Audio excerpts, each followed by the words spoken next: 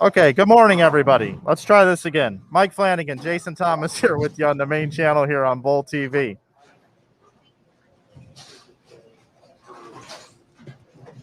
Glad you're with us watching our Cashers Round qualifying. Top 32 players, cut down from 65 yesterday here at Cedarville Lanes. A couple of numbers here for you. Fourth position, which is the number you need to get to our step ladder tonight. Currently right now is plus 247. 220 average. 12th position, which is the cut we're going to go down to after these 6 games. Plus 183, a 215 average. And qualifying in 32nd was Taylor Boltice yesterday. Our cut number was plus 38. That was a 203 average. So pretty low scoring overall if you really think about it. Getting things started this morning down on lanes 29 and 30 with Deandra Asbeatty and Liz Johnson. This is the only pair that has 2 players. All the other pairs have 3 players, so a little bit faster pace today.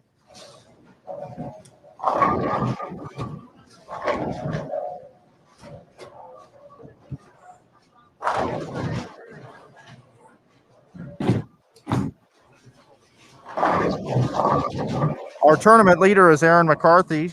She is plus 401. 98 pins better than Verity Crawley, who had an incredible block last night. She's plus 303. Third position is Dasha Kovalova at plus 249. And in fourth is Missy Parkin at plus 247. Brianna Clemmer, Shannon O'Keefe, Maria Jose Rodriguez, Stephanie Johnson, Jordan Richard, Kelly Kulik, Amanda Vermelia, and Sydney Brummett. The other 8 players that are inside the top 12 currently. Good morning, JT. Good morning. Are you? Is your heart okay? Yeah, I'm good. I'm good. Okay. Good. I always like to check people's, vital signs in the morning. Yeah, this morning, I had a rogue browser. I forgot to click a button. And then for the first time this entire weekend, I turned my soundboard down as I was troubleshooting. So, we're off to a hot start this morning. Kind of like Liz Johnson. Yeah, absolutely. Had a little pep talk except with she her actually today. is off to a hot start. Well, if you missed it, I did some incredibly great analysis this morning to set up the whole day. I'll have to find that later and put it out on YouTube so we can win an Emmy Award for the coverage. But yeah, thanks for joining us this morning. Hope you guys are all enjoying the coverage. One of the things I'll do the abbreviated version of the setup. We had a pretty interesting day yesterday. We weren't quite sure if it was going to be a high scoring day or a low scoring day or a medium scoring day, and players were kind of jumping all over the place, up and down. And we had Kelly Kulik bowl a 140, and then the next game a 298, and it was kind of a crazy day. The only player that really was able to kind of navigate her way through the day without any minefields was Erin McCarthy, who ended up with a 98 pin lead coming into today. She's got a huge leg up on making it to the show if she can just continue to kind of hang in there for the next 12 games. But probably the biggest and most sentimental story of the week so far has been Verity Crawley, who's making her debut on the PWBA Tour this season. She missed the Kickoff Classic. Some pretty well-documented reasons for that were some visa issues that she's had. She's been stuck back home in England and was finally able to get over here, get a temporary visa. Had really no expectations coming in. She was able to bowl a few events and do a little bit of practicing in Florida for a couple of weeks before coming out to Minnesota for this event, and had a little bit of a slow start yesterday. Was 30th place after the first round, and then just went off last night. She started the block with 290 and 279, rolled 20 strikes in a row, and was off to the races. Jumped all the way from 30th into second place starting the day. So she's certainly someone to watch for. How amazing would it be for her to get her first PWBA title after going through what she's gone through? Certainly a great story. And by the way, the last time she bowled here, she finished second. She bowled for the title. And speaking of somebody who bowls well in this building, Shannon O'Keefe is lurking. She's 6th place after qualifying yesterday, and she won the last time we were here and finished 3rd the time before that. So she's always a factor here at Cedarvale Lanes. And we mentioned Kelly Kulik. She had kind of an up and down day yesterday, but was able to kind of grind her way back up the leaderboard. She shot 140 the first game last night, and then went 298, 205, 219, 228, and 242 to move all the way back up into 10th place. So she's certainly someone to watch for. And then Amanda Vermilia, who's in 11th place, local player. Her story has been documented extensively in Bowler's Journal with her illnesses and the time that she's had to spend in the hospital and recovering. And she's certainly on the road to recovery. Just recently led her team in the state tournament to a record-setting performance and bowled fantastically yesterday. One of the most consistent players on the day yesterday. Her low game was 189 and her high game was 236. So I mean, that was just a very rare thing yesterday when we saw a lot of players shooting high scores and low scores and kind of going up and down all day long. But a lot of great players in the field today. We're going to cut to the top 12 after 6 games here this morning, and then those 12 will bowl 6 more, and then after those 24 games are completed, we will have our top 4 for the stepladder finals here this evening. Yeah, and you were raving about Brianna Klimmer yesterday. This is kind of her coming out party. She sits in 5th at plus 244. Maria Jose Rodriguez, strong as ever, in 6th. You know, we didn't talk about Stephanie Johnson a whole lot yesterday, but she was the most consistent player inside the top 12 currently. She bowled 13-13 for her first 6 games of qualifying, and then 13-10 last night. Pretty consistent. She's in 8th at plus 223.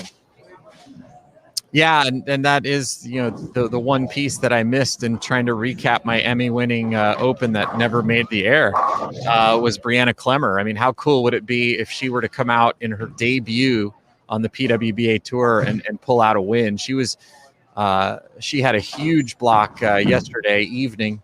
I believe was 3rd overall to Verity and Aaron McCarthy. And shot 205, 278, 222, 214, 268, and 230. So she certainly doesn't seem to be afraid of the moment coming out here and bowling against the best women bowlers in the world in her first PWBA event as a member.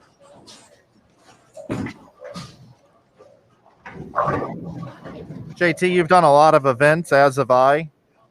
If you're coming in this morning, how many pins out do you think players have a chance to get inside of that top 12? Would you say 100? Yeah, that's a good benchmark. When we made the format, you know, we really thought pretty hard about what is a realistic, amount. What's a realistic? We wanted people who made the top 32 to be able to make the top 12, and so we always felt like that 32nd place person should have a chance. Normally they do. It happens occasionally that someone will come from 32nd all the way into the number. But yeah, I think 100 is realistic. I mean, we saw with the scores that we saw yesterday, I think that number could be a little bit bigger this week in particular, because there are some big scores out there to be had.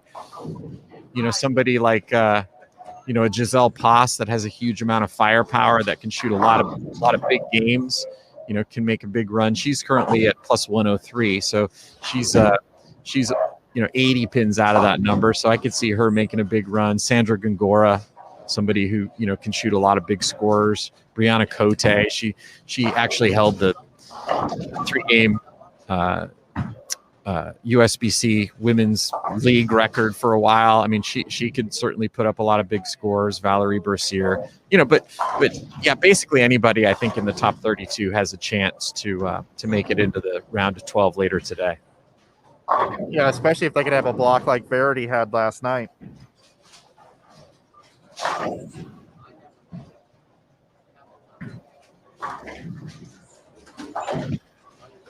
Had a chance to talk to Liz Johnson this morning. We've been watching her and Deandra here on our featured pair. Liz has got a pretty good look this morning. I talked to a couple of players and ball reps and just around the practice time, and it looks like there is a little bit more friction to the right today. A little bit.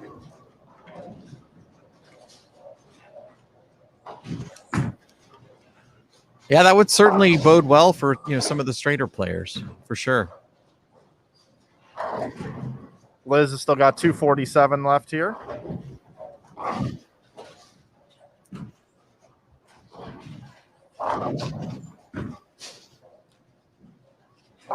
Much faster pace today. We had 5 on a pair yesterday. Took 45 minutes a game. Looks like we're going to be between 20 and 25 minutes a game here for these 6 games.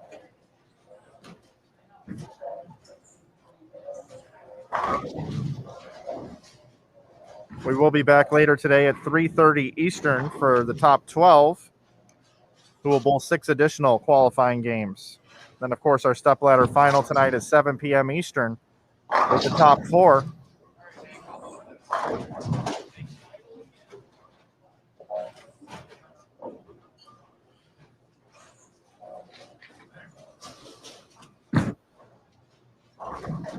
I want to say hello to Kim and Brian and Hosan. See you guys all in the chat. Jennifer, good morning to all of you watching on Bowl TV.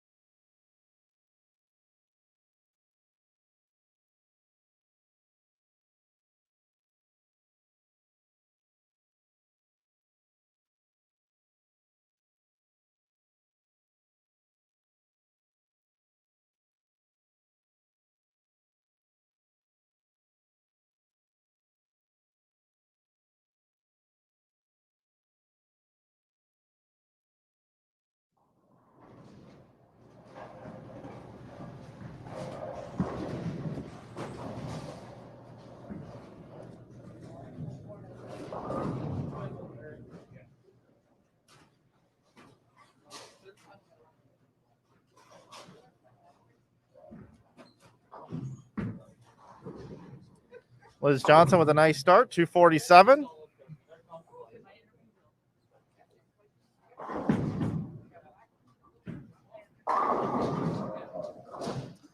Deandra Asbeatty can still get to 217.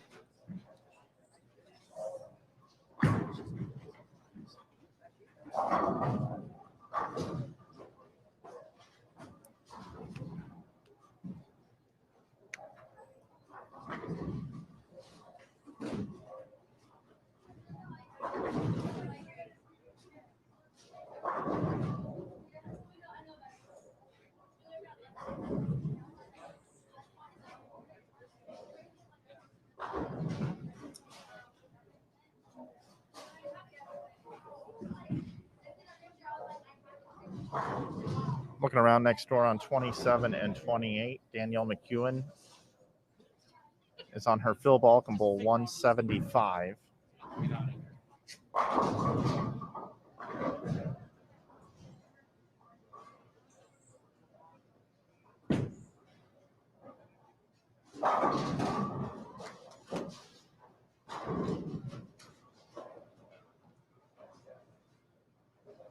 Other scores on that pair, 209, 167. Next door to that, 225, 221, 180. give you an idea of scoring pace.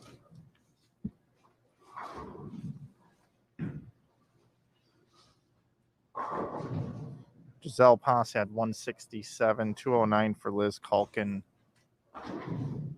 Danielle finishes with 172. Next door, Brianna Cote was the one with 225. Erin McCarthy, 221.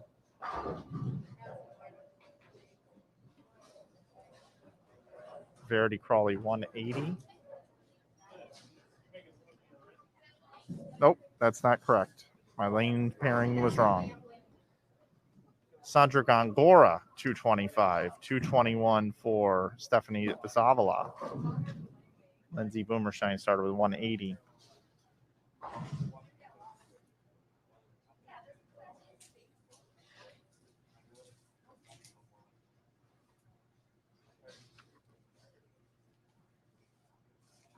Got some interesting notes here, so working through it.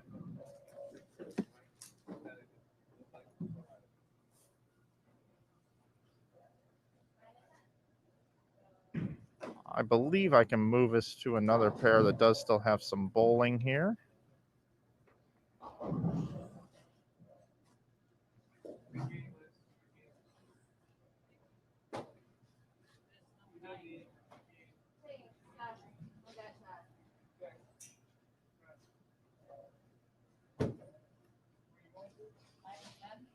Shannon O'Keefe finishing up here.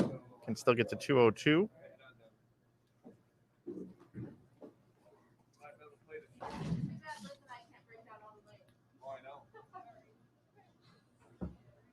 Valerie Bercier, letter A, 182. Stephanie Johnson, 170. And to the right, Julia Bond, 189. Jordan Richard, 227. Kelly Kulik, 234.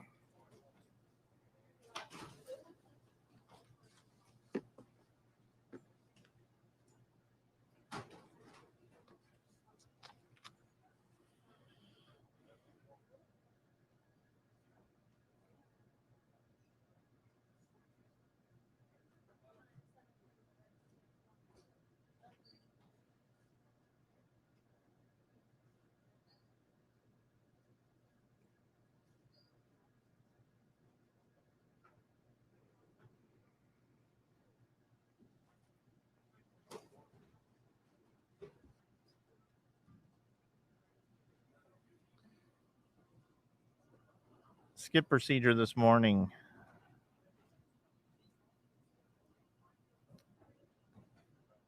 Erin McCarthy bowling with Verity Crawley and Taylor Boltice. They started on on lanes 5 and 6. They are now coming into 11 and 12. They will then go to 15 and 16, 17 and 18, 27 and 8, and then 9 and 10. So there's an idea of what their skip procedure looks like today. Tournament leader Erin McCarthy. Verity Crawley moving in for game number 2.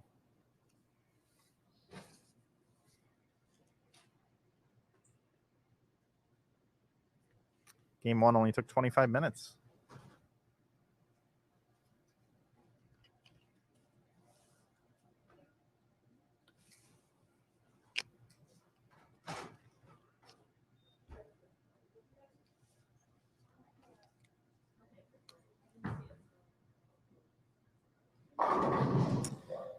Pop up the oil pattern here while we're waiting. 41 feet in length this weekend. The third time it's been put down. 25 milliliters of oil. They're using fire oil, 2.3 to 1 ratio.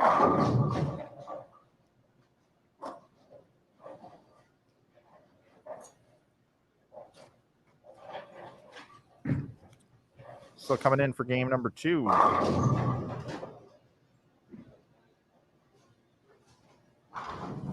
On lanes 11 and 12 of Taylor Boltice, Erin McCarthy, Verity Crawley. And right next door, Missy Parkin, Courtney Ermish, and Dasha Kovalova for you.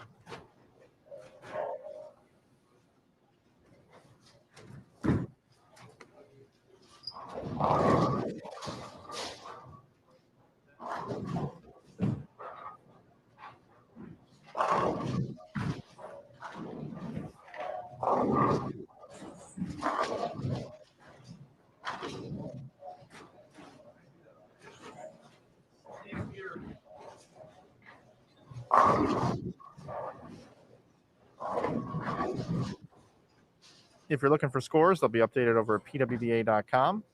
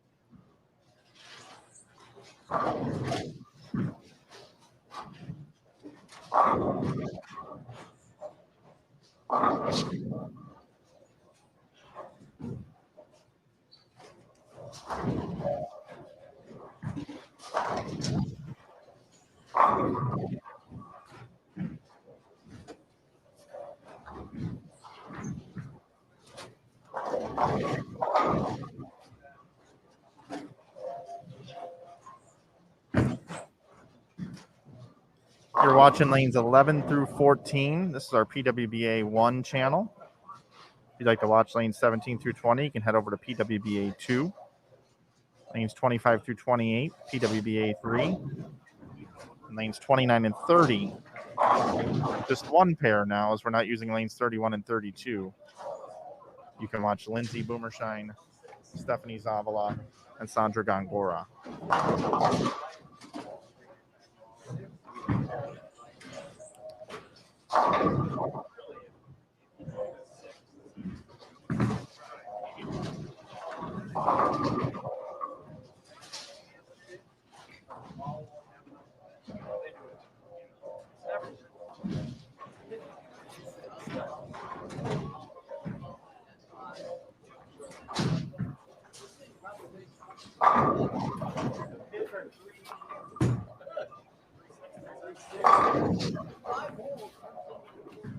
Take you now over lanes 25 through 28.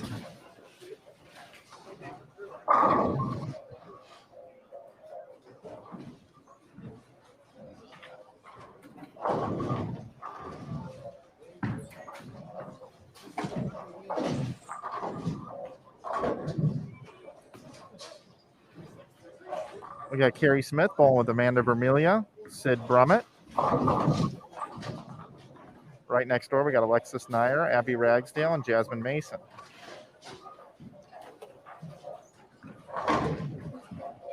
Yeah, it was nice to see, some of the younger players, sneak in to get a check and get some extended play. It's really a big deal to be able to get a chance to come out the next day with some money in your pocket and get to, compete, a little bit longer. It's just great experience, even if you don't end up making it through to the round of 12. But, it's great experience for players like Alexis Nair, Brianna Clemmer, obviously. She's in a little bit better position just because of her bowling yesterday. But also Taylor Boltice, who, she's made some cuts, but nice to get, some more experience under the belt. Abby Ragsdale. Absolutely. We talked about it yesterday, how much I love DoorDash, and now we got ScoreDash. Tennille just dropped off the scores for us. So leading, Aaron McCarthy bowled 237 the first game, improves to plus 438. Verity Crawley, not a great start, bowled 180. She's now at plus 283, so Aaron opening up a bigger lead. Missy Parkin bowled 232. She's plus 279 and now in third. And in fourth, Brianna Clemmer moving up to fourth inside the top four, plus 266. She bowled 222. Dasha Kovalova is now fifth. Kelly Kulik is sixth. She bowled 234. Jordan Richard is now seventh. She bowled 227. Eighth is Maria Jose Rodriguez, who bowled 202. Sid Brummett, ninth, bowled 237. Shannon O'Keefe is 10th at She bowled 191 at plus 219. Stephanie Johnson bowled 170. She is now plus 193. 12th, Abby Ragsdale. She bowled 213. So 174 is now the number for the top 12. Amanda Vermilia just on the outside looking in, plus 172. Looking around for notables, higher scores here. Liz Johnson, we saw it here, bowled 247. Bergen had 221. Brianna Cote, 235.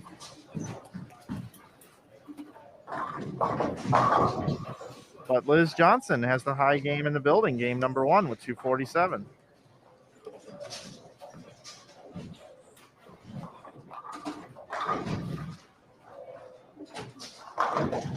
Those scores are available for you over on PWBA.com.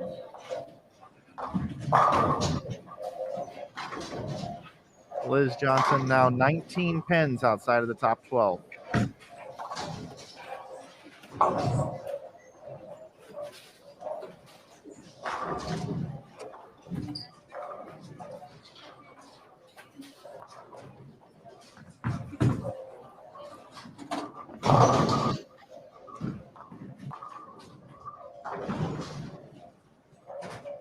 Nice start here in game number 2 for Amanda Vermilia.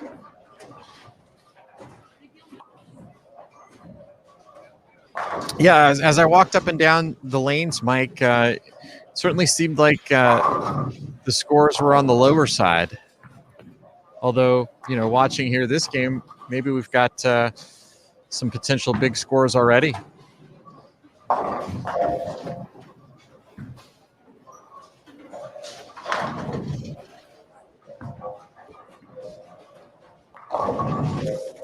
Most definitely. Gigi with spare 4-bagger. Alexis Nyer with the front 5. Abby Ragsdale, turkey, 9 spare. And Amanda Vermilia with the front 3 on 25 and 6.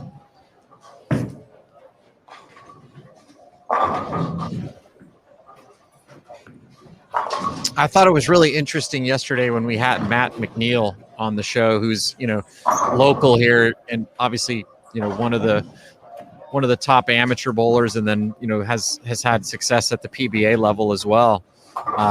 But somebody with his level of insight and then the local knowledge, he basically said, this center is kind of has 3 different bays, and there are different characteristics to each bay, and then within each bay, each lane has different characteristics. So it's a very tricky bowling center to navigate up and down.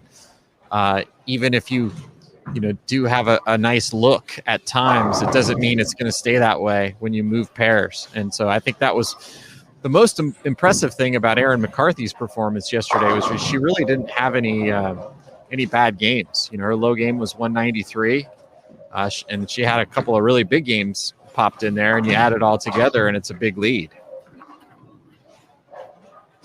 Currently 155 pins ahead of second place. That's, when you're out averaging the field by 12 pins a game at this level, that's pretty rare and pretty impressive. Yeah, and she drove here and is obviously working her nursing job full time. So she said she bowled a long sweeper last weekend.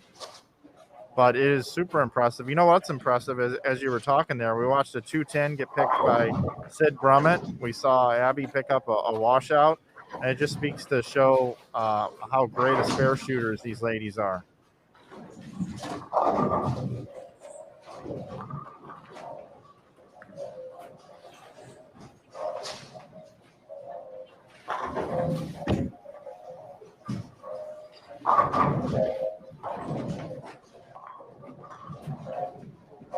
It's early to say this, but man, Erin McCarthy, if she keeps this up, all she's got to do is cruise in the last 6 games today, and she's going to be bowling for a title.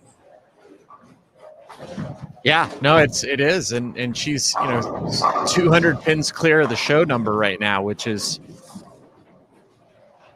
Mark Baker used to say that Marshall Holman a lot of times would make the show in qualifying. He'd jump out to such a huge lead during the qualifying rounds that it was almost impossible for him to fall off the show. He'd be leading the show number by 200-300 pins going into match play.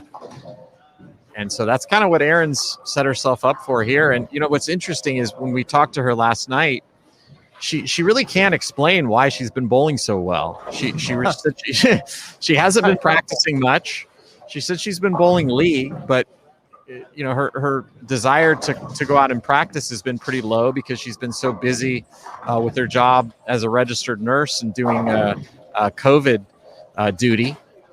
And so she said, I really feel like the lack of expectation just is making me feel very relaxed, and my body feels good because I'm not overtraining, and it's just leading to some really good bowling that I wasn't expecting.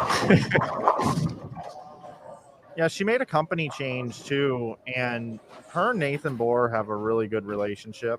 I think Nathan really speaks to Erin and her language. I think those two are matched up well together. And I was talking to Nathan about the bowling balls. There's something about those motive balls that really hook up really well to the lanes for Erin. She understands them really well. So maybe a simplification of her bowling balls and working with Nathan, as well as, man, could you imagine what these frontline workers have had to go through with all this COVID stuff, and just the fact to be able to get out of your job. I mean, this, even though this is another job and it's a lot of work and she's an athlete, to be able to enjoy your time on the lanes, it's got to really, make your arm swing a little looser and just feel way more comfortable, because rain, shine, good, bad, doesn't matter. She's just happy to not have to be going to work and dealing with that, I'm sure. Yeah, we had her on the PWBA podcast, Erin Smith and I, and we got into some of the things that she's dealing with at work, and it's just, I mean, I actually got a little emotional just talking to her about it, because it's just such a, people just don't understand what's I think what's happening. I shouldn't generalize. I'm sure there are a lot of people that do understand, that have lost loved ones and gone through the process, but she deals with it on a daily basis, and losing patience, and trying to comfort the families. And man, I can't imagine how much that takes out of you on a day-to-day basis. But she's a hero for doing it, and it's really nice to see her being rewarded with some good bowling out here on the PWBA tour. Absolutely. Side note, the hotel I'm staying at, every morning there's 3 buses lined up outside, and the Air Force is here. And I asked them yesterday, I said, I see them every morning. I go, so what's going on here? I thought maybe they might be in town for the trial that happened this week. But they're like, no, we're here. We've been here for 2 weeks. Don't know how long we're going to stay, but we're issuing the vaccines, and that's what they're doing here in town. So it's just crazy with what everybody's had to go through, and Erin being a frontline worker is, you're right. It's unimaginable what that's like, and all the heartache and tragedy and things that she's had to see and go through. This is like going out on the playground and playing on the swing set and going down the slide, and this is great for her.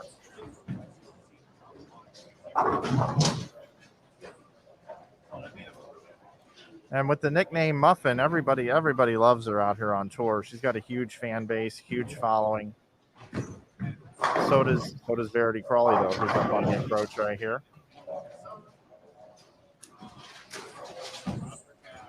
Nice shot by Verity.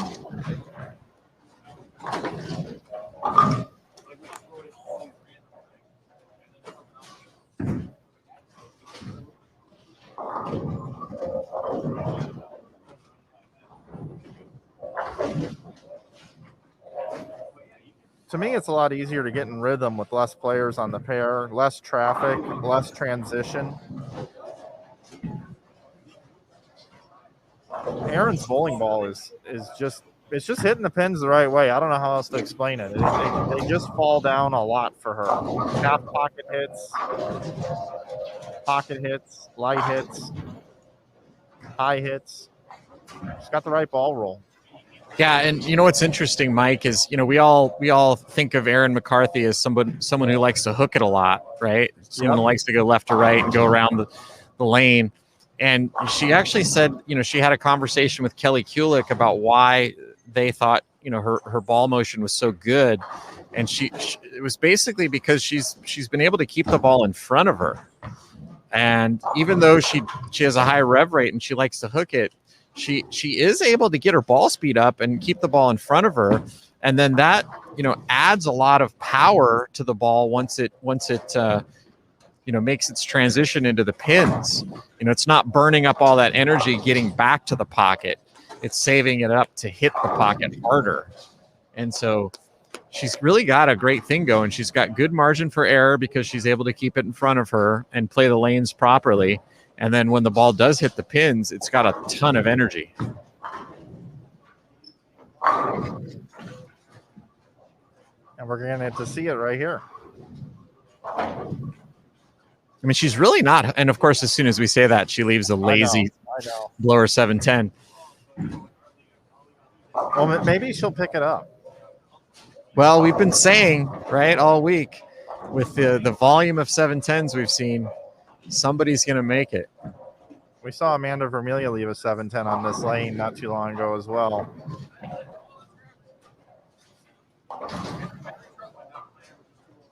Courtney Ermish there on the right lane. She's certainly one to watch for. She made a nice little move that last game to sneak into the cut, and I think she's a clutch player. She hung on with 189 last night to make the cut, and some good bowling down the stretch to get there. But she threw a double, with the maximum amount of pressure at the ITCs to give her team the national championship just recently. And I mean, if you can throw a double with all that pressure, on a very difficult condition with everybody, and your whole season riding on it, you're a clutch player. So it'll be interesting to see, her progression. And then as she gets close to, these big moments, needing strikes to make cuts and finals and TV shows, I think she's a player that can handle the pressure.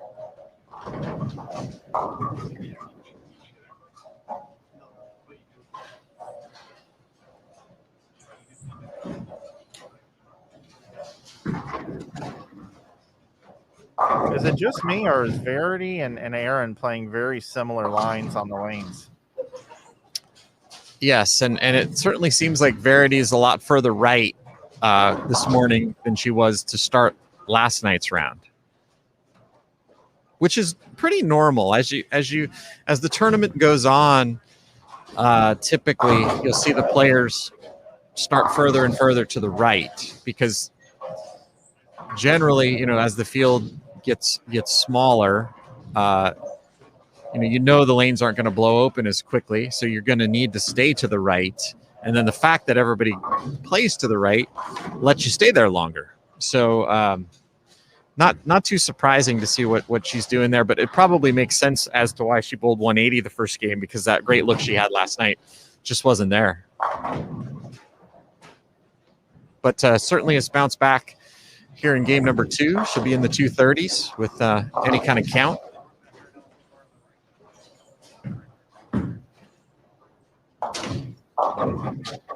And even with that 710, Erin can still shoot 230 if she can go off the sheet in the 10th. 233, her max score. I see Ken in here, JT, says, funny how the pattern or the lanes or both contributes to so many half pocket 710s. And I haven't talked about it today, but Nick Hoagland, after the practice day, I spent a little bit of time talking to him. He said, the center was built in 1979. It's got Brunswick Astro kickbacks, which means the pins bounce off the kickbacks kind of low. And he even predicted that because of the way this building has been in the past, whoever can carry the corners is going to have the best week, or the best weekend, I should say. And he's exactly right with that. You know, it is an odd pin carry bowling center, a lot of flat tens. Yeah, and I really think that's why Erin's having so much success, is because she's able to play a little straighter, but with her rev rate, her ball's retaining a lot more energy than some of the other players. So she's not seeing, as many of those, even though, the last shot she threw, left one. That's us, though. That has nothing to do with her bowling, the bowling center, or anything. But she's had a few games like this. I've seen her leave some as well. She leaves her fair share, but even so, she's going to be in the two teens with a couple of bad breaks like this. Other players, if this happens to them, they're sub 200.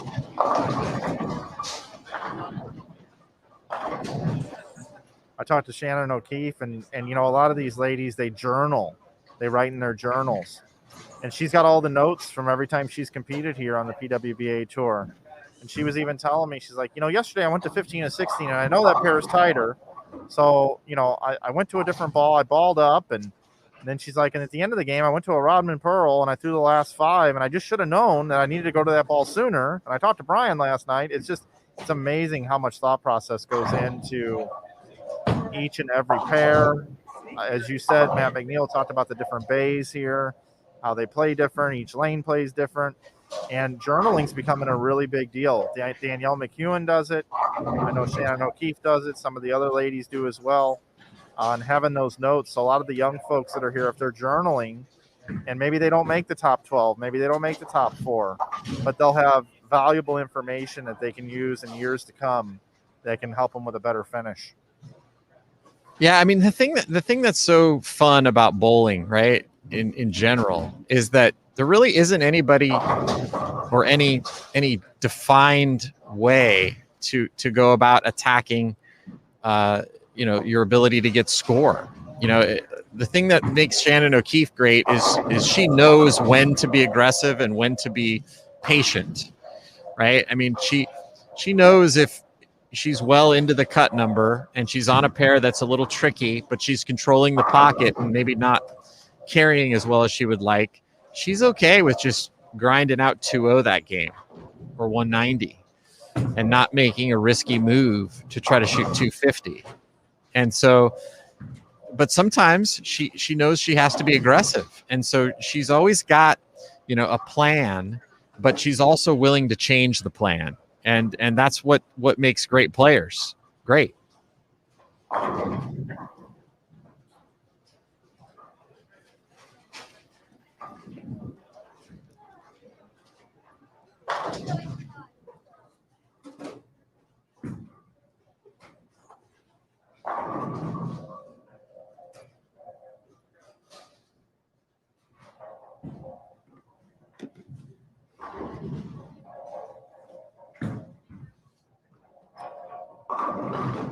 Courtney Ermish finishes with 180. Possible 207 for Missy Parkin. Dasha Kovalova can still bowl 237. It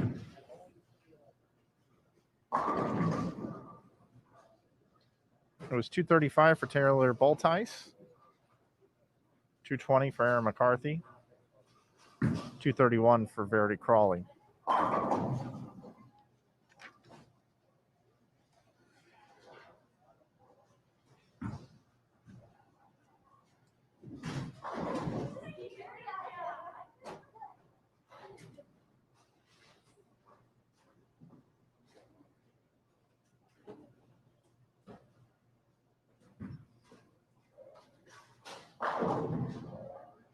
We will get you a Liz Johnson update as soon as we can.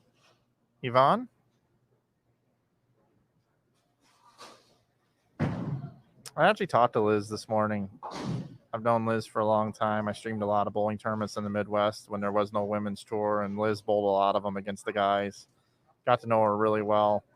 Then when I was working in Storm, I got to work really closely with Liz, and I always root for Liz because she's somebody that, instead of going out and getting a job when there was no tour, she decided to just keep bowling, even if it was against guys, weekend tournaments, boot hill tournaments.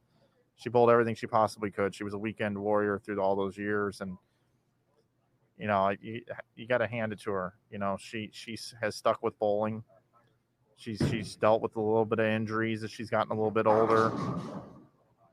Came out and absolutely dominated this tour when it relaunched. Has been sub Liz Johnson, I would say, the last couple of years. But she's thirsty. She made a show at the Kickoff Classic. Wasn't happy that she lost. Saw a lot of emotion. This morning I was talking to her, and so, you got a big block in you this morning, Liz? And she's like, I'm going to go at it, Mike. I'm going to give it a try for sure. And, she led the entire squad. The first game she bowled 247. So it would be cool to see Liz get in there inside the top 12 and try to make a run at this show. There for a long time on the men's tour, Walter Ray made every show, and it got kind of boring, right? But then when he's gone, you miss him. Kind of the same thing with Liz Johnson. There's a lot of Liz Johnson fans out there. So, and I see you guys asking about her in the chat. Getting ready to go into game number 3 here.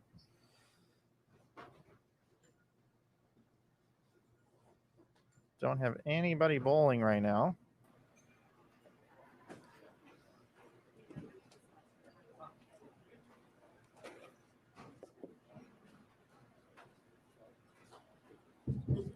Great opportunity to let you know we'll be back today at 3:30 Eastern with the top 12, 6 more qualifying games, and back tonight for our 7 o'clock stepladder finals. Don't forget also a lot of PWBA action coming up here this year on Bowl TV. Next week we'll be in Lincoln for the Lincoln Open, April 29th through May the 1st. And the following weekend we'll be in Cleveland for the Greater Cleveland Open, May 6th through the 8th. And, of course, our first major of the season, USBC Queens in Reno, Nevada. National Bowling Stadium, newly renovated, May 12th through the 18th.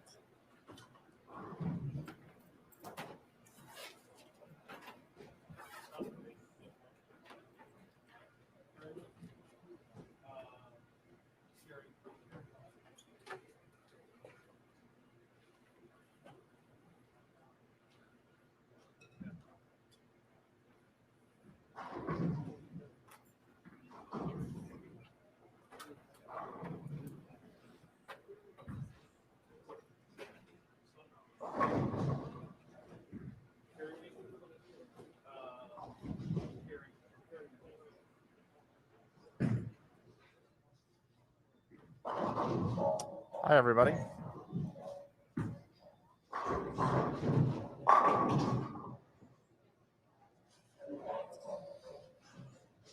We got action underway here. Giselle Poss, Liz Culkin,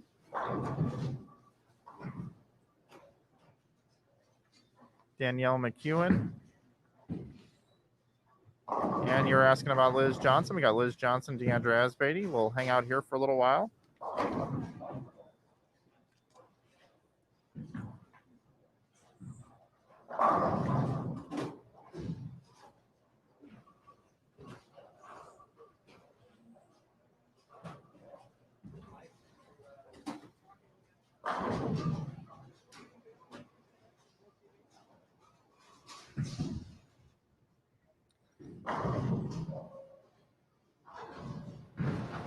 Mike, did you talk about the new feature that we'll be unveiling later today on Bowl TV?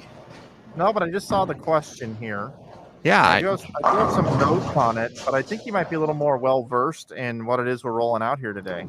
Okay, here we go, everybody. This is pretty cool, I think. So the new feature that we'll be rolling out today is called Watch Parties. So the way it'll work is that starting with the finals tonight, there'll be a new feature that'll have a little video camera panel that will allow you to set up a watch party and provide a room code so you can share with up to 5 of your community friends. The rooms each hold 6 people max. And the watch party will allow you to watch together and be able to chat in real time on video from your desktop or mobile device. So we're rolling it out as a beta feature and testing it out. So if you have any trouble with it, just let us know. We'll send that feedback to our provider. But pretty cool feature. You guys will be able to get your groups together and watch the PWBA with your best friends. Yeah, so how does that work exactly? Like, what could you and I do, JT, if we wanted to watch this thing together? Well, me and you are going to watch it together anyway. So, but yeah, if they actually gave us a week off and we got to watch the PWBA, then what we would do is we would go to Bowl TV, and then in that panel on the right where the chat normally is, there'll be a new icon that'll allow you to create your watch party. And then you would invite your friends to join in. And then once the show starts, you could see and chat with all your friends while you're watching the show. Very cool. I'm looking forward to seeing how that rolls out, and always expanding the options here and doing cool stuff here on Bowl TV. I had Score Dash show up again.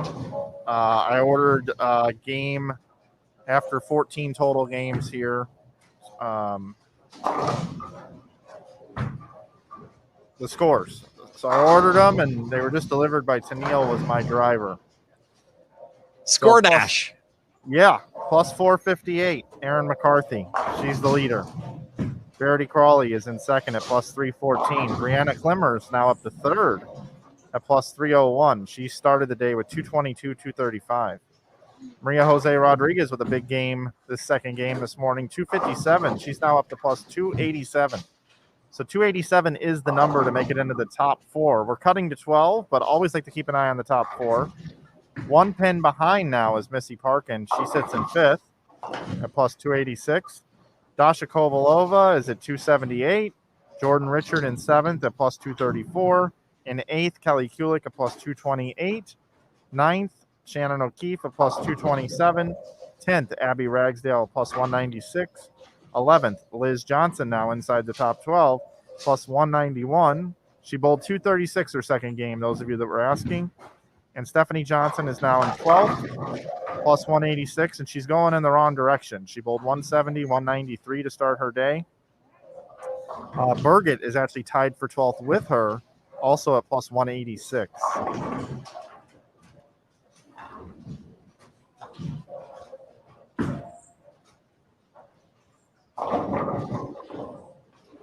Danielle McEwen had a nice bounce back game, 236, game number 2. She's currently in 20th position. Alexis Nair had 242. Julia Bond, 259. Taylor Baltice, 235. So those are some of the higher scores from folks that are in 20th position or below, trying to make a run here with 4 to play.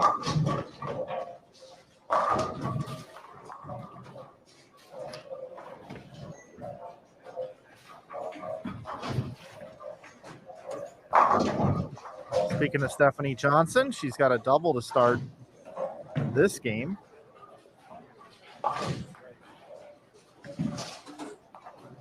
She's bowling with Valerie Bercier and Shannon O'Keefe. How do you get Shafani on the same pair? Do they have to call somebody for that? I'm sure they figured out the math in their heads, and they said, "Hey, I'll get an 8 count on my fill ball. You throw a double here, and we'll get to bowl tomorrow." Right?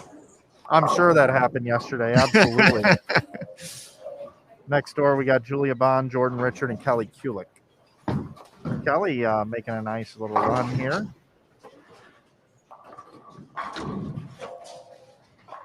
She's bowling well this week, plus 228 in 8th position.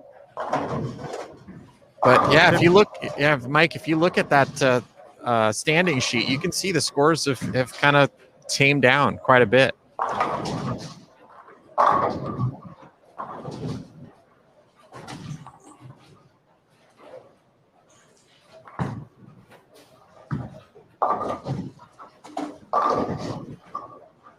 I got a question for everybody in the chat. Let's do our first kind of hypothetical here. Aaron McCarthy started with 237 and then bowled 220. Will Aaron McCarthy bowl a game under 200 the rest of the tournament? Yes or no?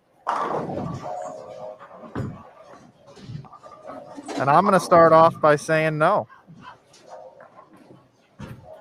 She's going to bowl 200 every game for the rest of the tournament.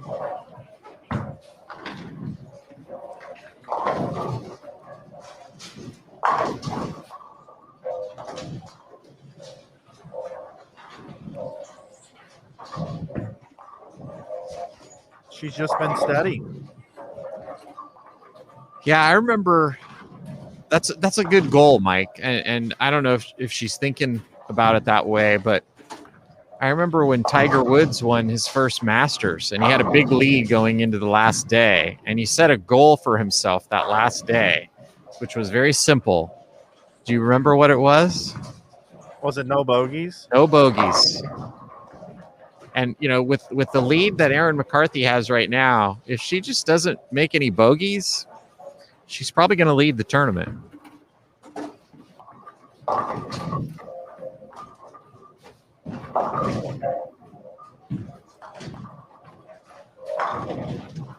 We're pretty split here in the chat. It's about 50-50. And, you know, the funny thing about Aaron McCarthy in her career is she was pretty well known for mixing in a 140 every now and then, and that was kind of her problem.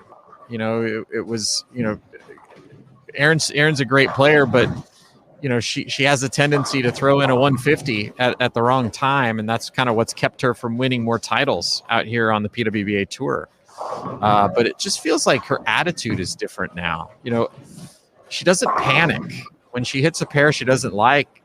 She just kind of works it out and grinds it out, shoots her 180 or 190 and moves on to the next. And I really feel like if you know, as we narrow down the pairs that we're bowling on here, you know, if she doesn't run into any train wreck pairs, I think she very well could, you know, keep all of her games above 200 the rest of the way. But with the scores kind of coming down, I would probably lean to the under on that one, Mike.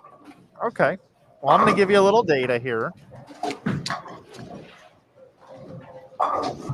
So far in this event, Aaron McCarthy has one game under 200. She bowled 193. And it was game number 1 of round 1 of qualifying. Since then, her low game is 208. And that was also in the first round of qualifying.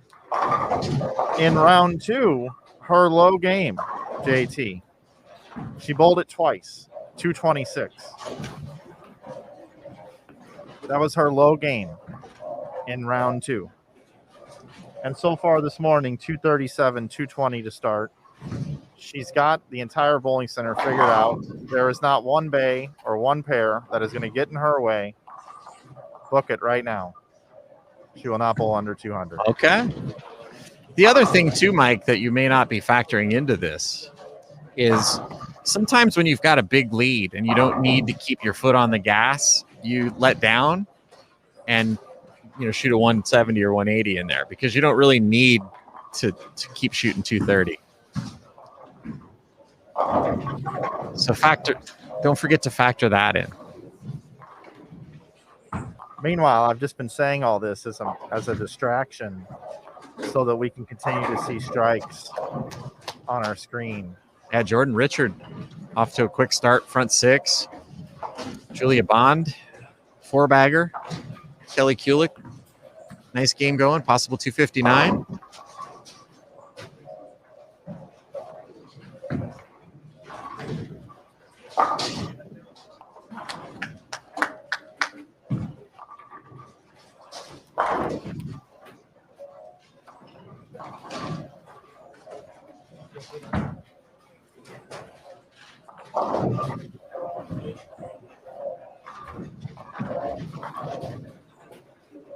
We should have kept talking about Aaron McCarthy, Mike. I know.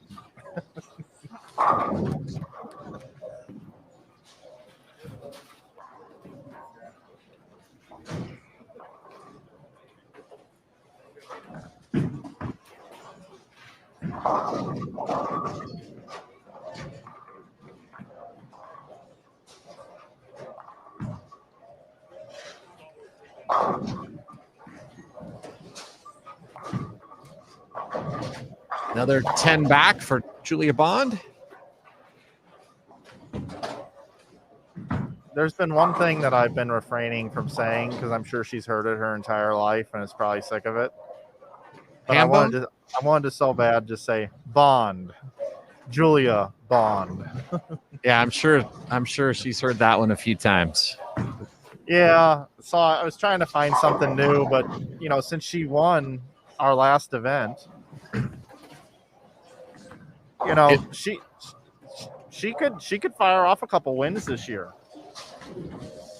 Oh yeah, absolutely. I mean, we've got to come up with something like shaken, not stirred. Something different than the play on the name. Right. Yep. License to kill. Bowling pins.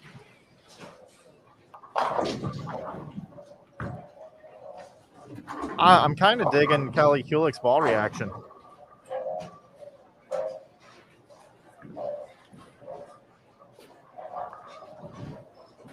Yeah, it is good for sure. I mean, the thing for Kelly is, because of the way she likes to play the lane, she likes to go away from it, slower ball speed. She could be one of the players that runs into, a pair where, the carry is really bad for her. But right now she's bowling on the pair that we'll be using for the finals tonight, and she's got a pretty nice little game going here on this pair.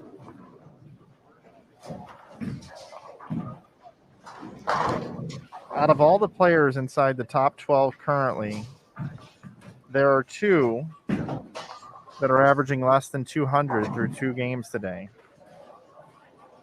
And they are Shannon O'Keefe and Stephanie Johnson.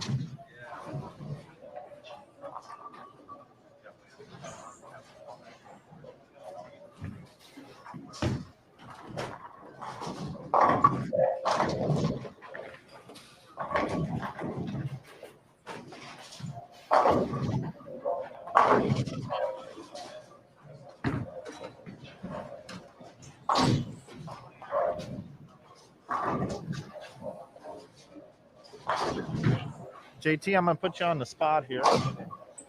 Got a question in the chat. Is Julia Bond considered a rookie this year?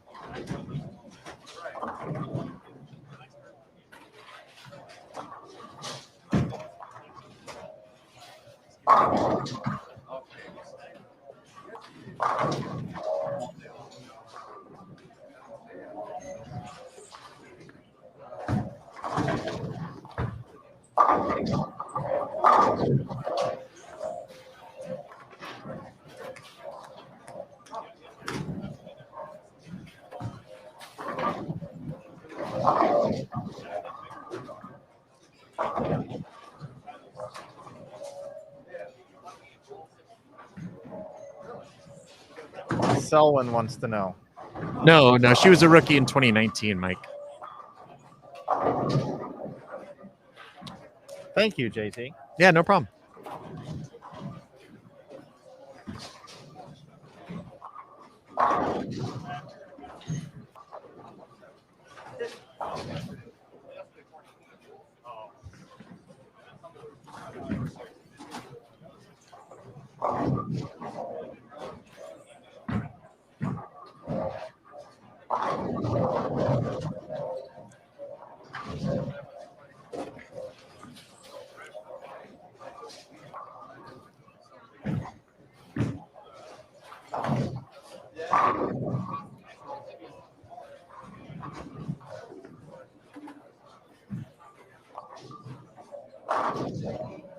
I believe she was runner-up for Rookie of the Year, actually, to Valerie Bercier.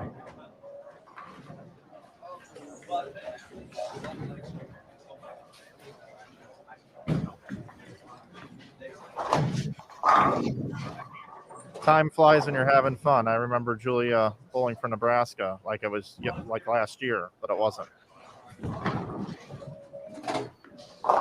She had a very successful run in the regional program in 2019. She won 2 titles plus the Go Bowling Regional Showdown, which was televised in Orlando.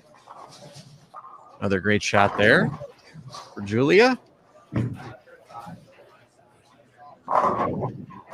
Tricky spare here for Shannon O'Keefe.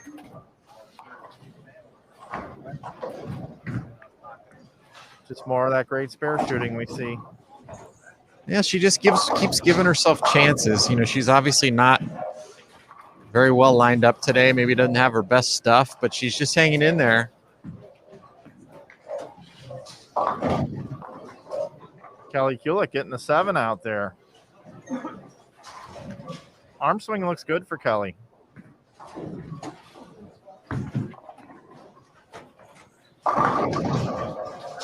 Tonight's stepladder, we're going to have Carolyn Doran Ballard on, which is always a privilege and honor and a treat to have her on the broadcast. And also scheduled to join us as well is Kelly Kulik.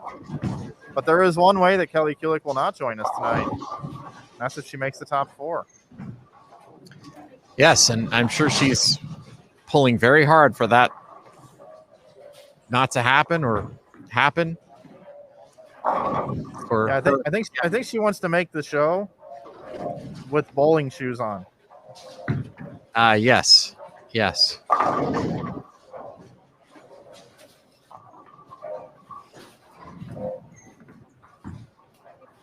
Good place for the 710 right there.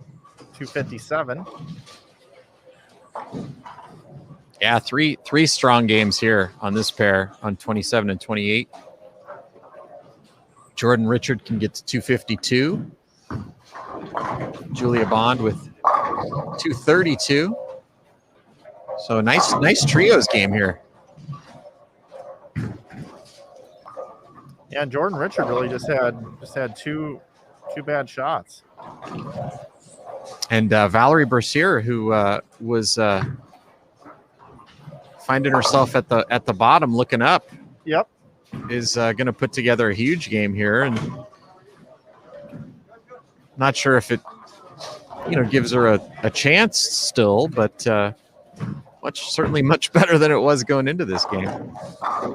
She's 180 pins back of the number. Yeah, exactly 180. She sits at +6. 186 is the number. Stephanie Johnson right now.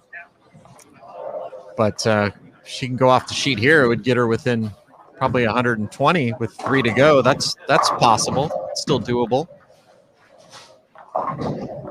Yeah, and if nothing else, she's somebody who will take what she learns here today and will apply it in the future. And points are important too.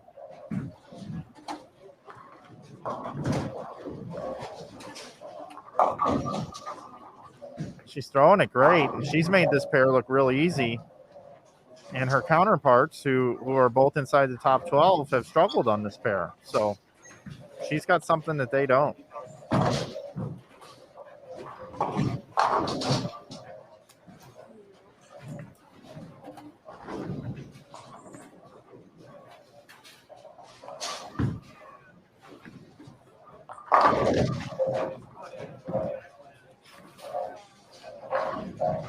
Stephanie had 230 there as she's really grinded through this game, but pays the ultimate penalty here in the 10th frame, leaving the big 4.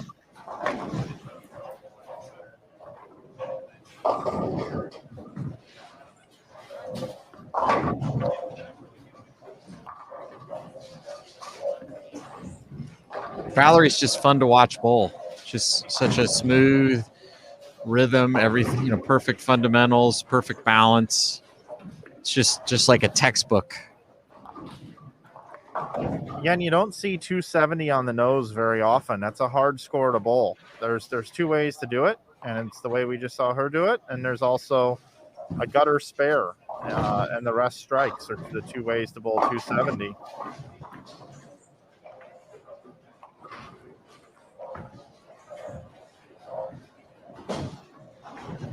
Great game.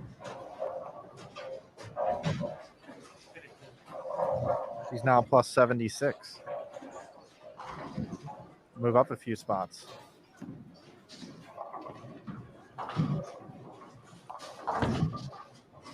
So both Shannon O'Keefe and Stephanie Johnson go through the nose in the 10th frame.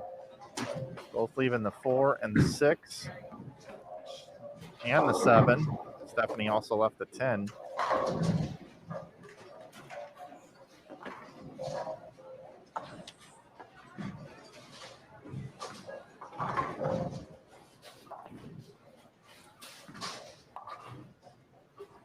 Shannon finishes up with 188.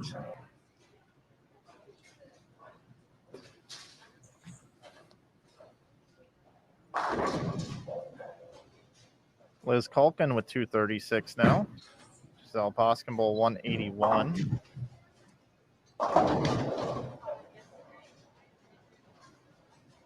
Danielle McEwen struggling.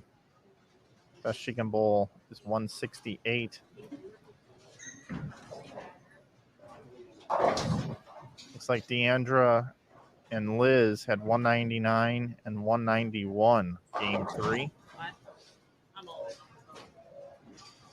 Again, they are the only pair with 2. Everybody else has 3.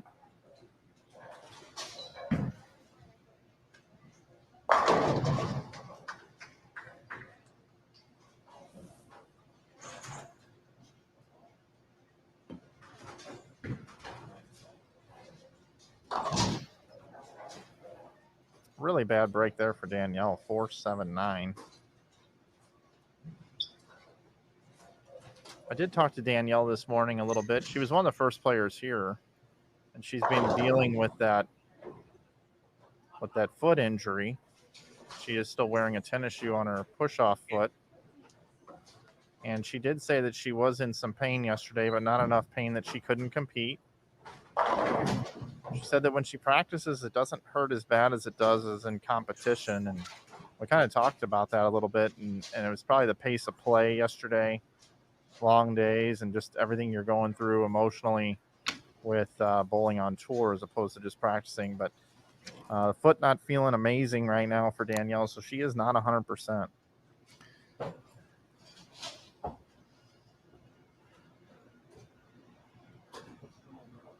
Looks like you caught the end of Aaron McCarthy's game there, Mike. I was on Danielle and Okay. Oh yeah, Aaron's just off to the right there. Yeah, Mike, your bet it was in danger. Oh, what happened? Yeah, tell me. Aaron went 9 out in the 9th and needed a double to shoot 2-0, and she made a ball change and went all 3 in the 10th for 203. Whew. Yes. Glad I wasn't watching that. Snap it off.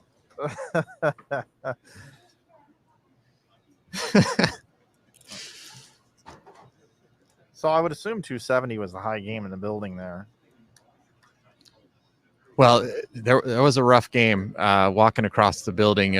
Aaron's pair, she was high on the pair with 203, and then there was 151 by Taylor Bultice, and Verity shot 170. So that was a really tough pair. Well, you said it earlier that you thought that the scores could be lower today, and looks like that's happening. Yeah, I think there's still potential for some big scores out there. We obviously saw Kelly shoot 250 that game, and Valerie shoot 270. So they're still out there, but I think going across the house, we're probably going to be in for some lower scores. And those bailout games that Erin just had, like we said, no bogeys. If she just keeps not making any bogeys, she's going to lead this tournament. Well, I'll tell you what, that was the game Erin was going to bowl sub 200 because I with the clouding that we've done and whatnot, or that I've done, to call her out and say she's not going to bowl under 200 and then 203. That's going to be the game right there. She had to get over, and I think she's home free now.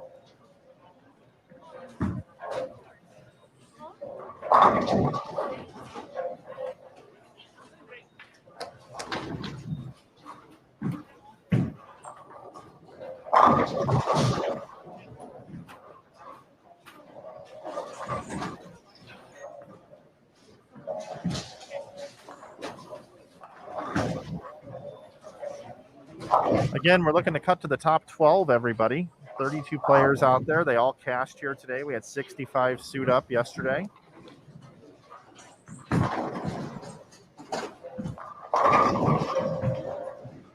back again today at 3:30 Eastern with the top 12, and that'll just be one player per lane. JT, is that right?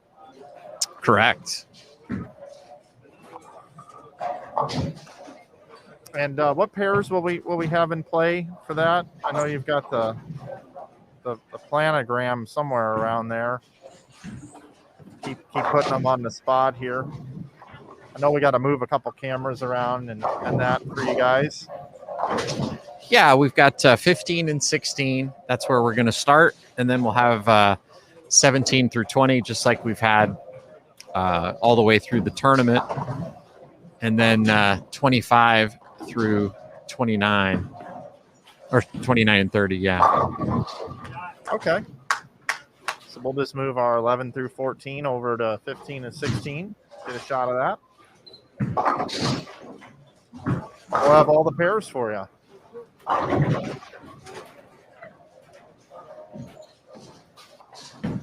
This is the skip procedure game where they just move one pair to the right.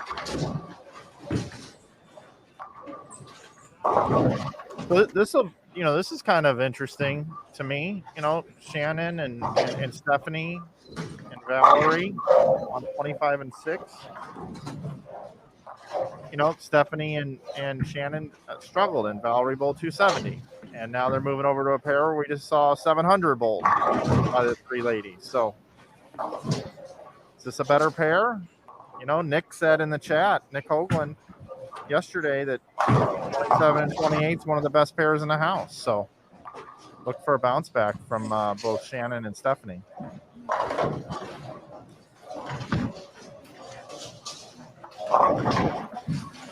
You get our first look at Brianna Clemmer today, and man, I'm just so impressed with her game. What impresses me most about her game, Mike, is that she can throw it hard and straight.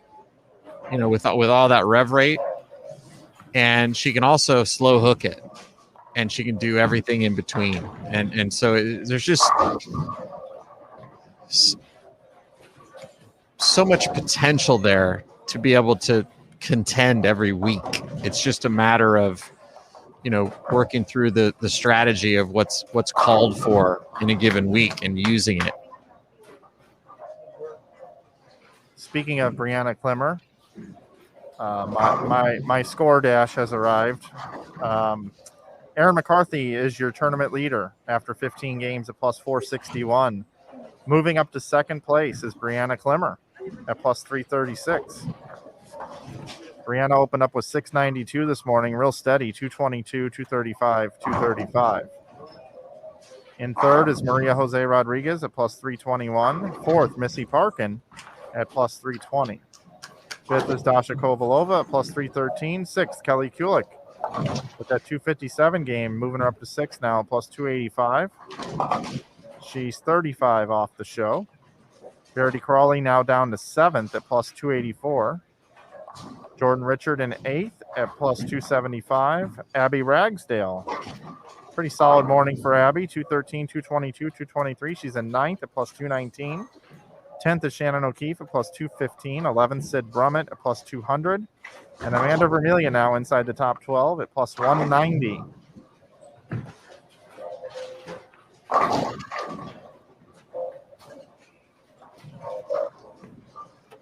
Liz Culkin had a 236 game that game.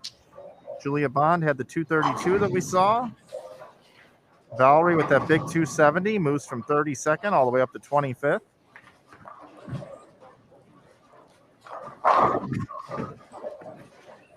You can check the rest of the scores over at PWBA.com. Brianna Clemmer is just dicing them, Mike. He's got all the hits working. Top two scores on the squad after three.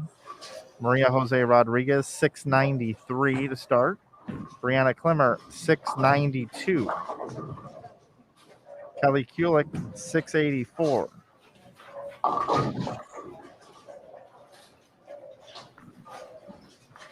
Julia Bond 680.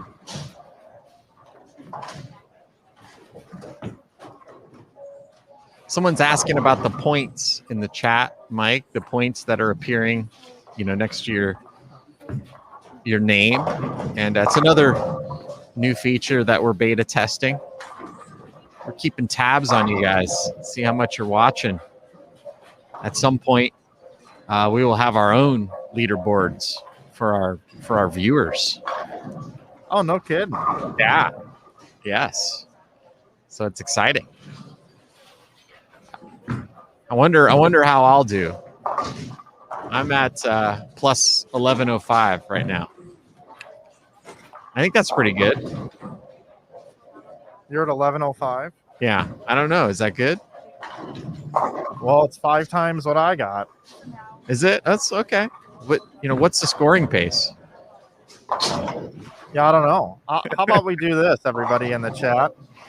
If you're not, if you don't mind, type in your points. I'm curious to see what kind of points we got out there. Since we don't have a leaderboard yet, I'm sure some way, somehow I could look this up, but I'd rather you guys just type in your point total in the chat. My number is 210 right now. I have no idea what that means, but JT's in the 1100s, so I spend a few minutes on Bull TV, but I, not eligible for any prizes.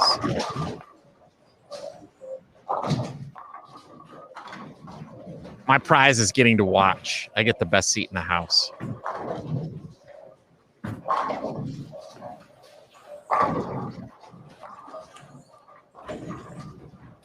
The hardest thing to do, Mike, is to, as you know, not watch because there's a little bit of a delay.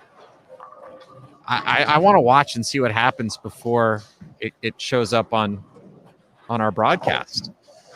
So I have to take a peek. Like I know Shannon O'Keefe's going to strike here.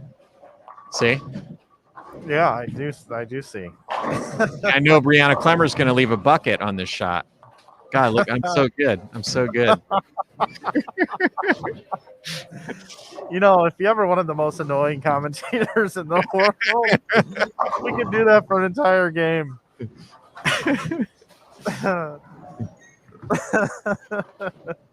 And then the other funny thing is, then it shows up 30 seconds later on Bull TV, and then we get the hate mail. Oh man.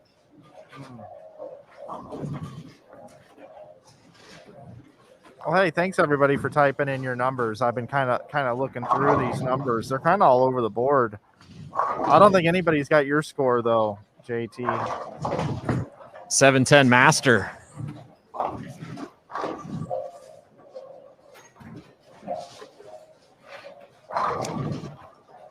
I feel great today. I mean, I'm ready for work this morning. I mean, plenty of time early here today, and just so many buttons to press and so many knobs to turn. And I mean, for the first 10 minutes we were on the air, we weren't on the air on this main channel. But the great thing about Bull TV is while all that's going on, you got 4 channels of just bowling that were up and going, no problem.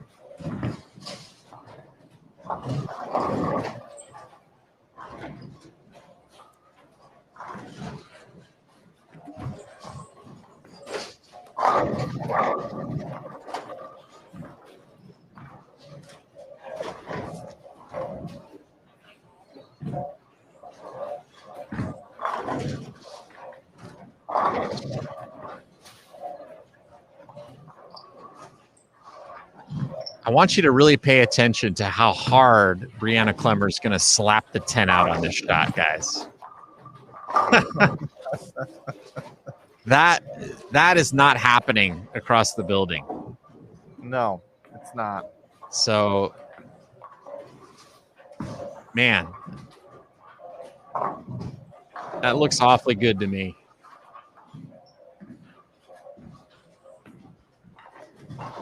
Hey, Burnzilla in the chat says, I watched PBA Masters and US Open from Flow before subscribing to Bull TV.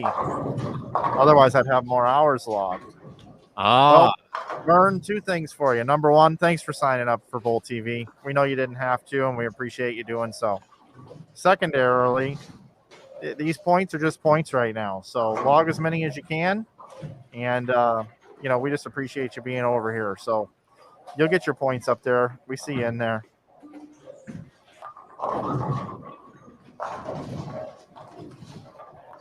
It's amazing. Valerie just bowled 270 on the pair to the left. And now she's over here struggling with 78 in the sixth. Shannon O'Keefe bowled 188, I believe it was. And now she's over here with the front five.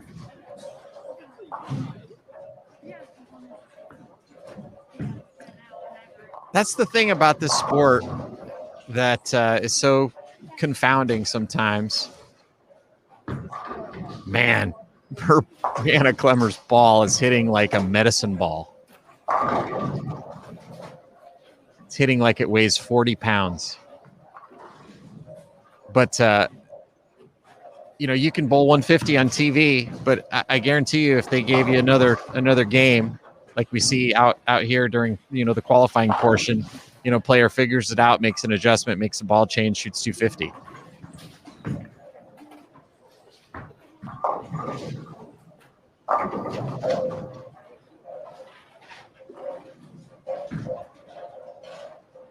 And again, we mentioned it earlier, Shannon O'Keefe is a master of knowing when to step on the gas and when to kind of lay back. And right now she knows she has a pair that she's got figured out. She's going to step on the gas and try to get as many pins as she can this game. Well, she was born the same year as this bowling center was built, and she knows 27 and 28 very well. Oh, baby, she's got all the hits, the light mixer and the tripped 4. Front 7. Again, if you didn't hear that nugget, as we've said a couple times over the last day or so, 27 and 28 is our championship pair for our stepladder final.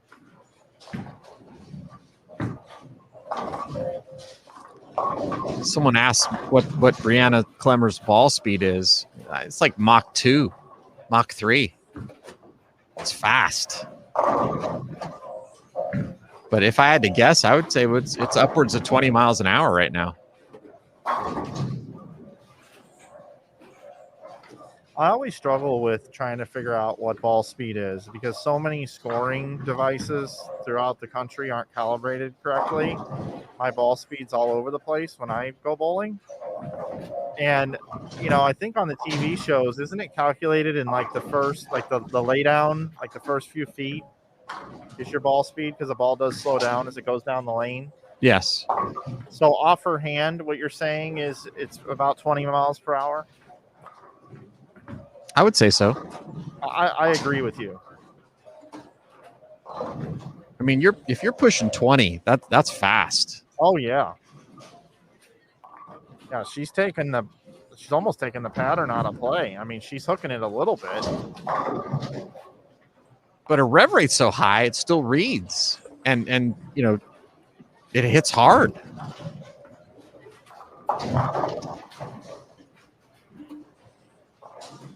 I don't know what's going on with Kelly Kulik, but she's bowling on 29 and 30, and she threw a shot she thought was really bad. And she started running it out and started trying to push the ball in the air with her hands like we've seen before when she really needs the ball to hold. And it did. And she just looked super comfortable.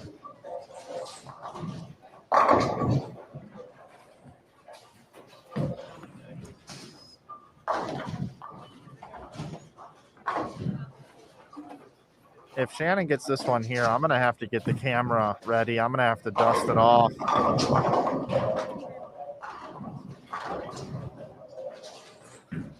She's going to get it, Mike. She's going to get it. She is balling right now. She is. And she's probably pissed off. She just shot 188 on the left pair. And it's kind of like, who was it yesterday that bowled a really low game and then a really, really big game? Was it Kelly? 140 with 298. Yeah, that's what it was. You're right. Now, Shannon didn't bowl 140, but still, 188 for her. She wasn't very happy with that. Open in the 10th. Yeah, but she's just so patient. That's what's so great about her. She didn't try to do something stupid that would have brought 160 into play. She just kind of grinded it out. She said, I still got time. I'm still in good position. I'll figure something out. And yeah, she figured it out. Well, she's getting up right now. Yeah, go ahead, get up. You're good. You're good to go. Bye-bye. Bang.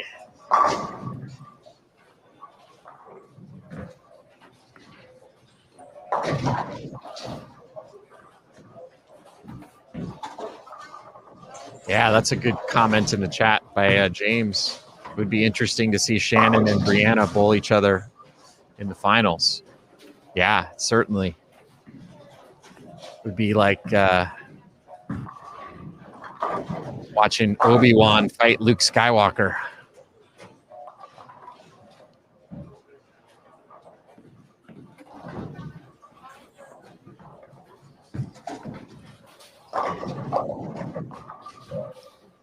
It would be Anakin versus Obi-Wan in Revenge of the Sith.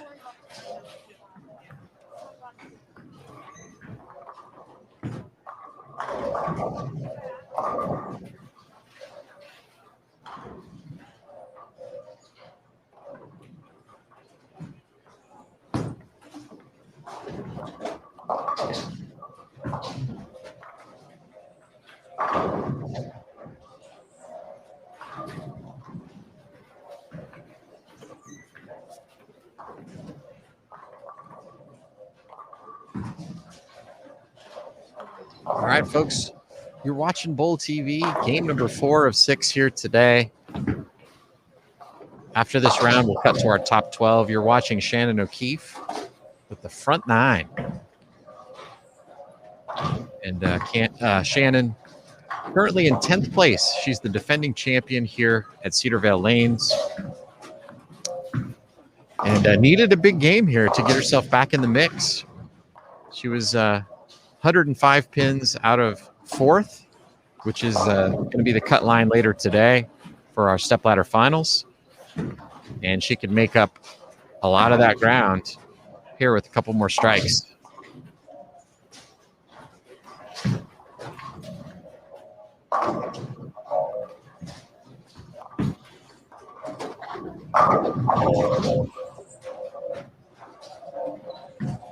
Maria Jose Rodriguez also in contention. She's in 3rd place. And bowling another potential big game here. Can go off the sheet for 249.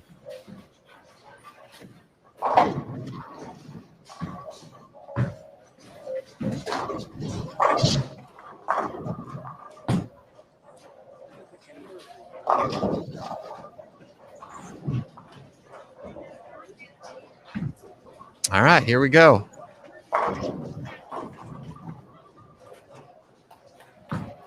And that one doesn't make it up the hill, and Mike Flanagan strikes again. Well, technically, I didn't strike. Left a 5-8.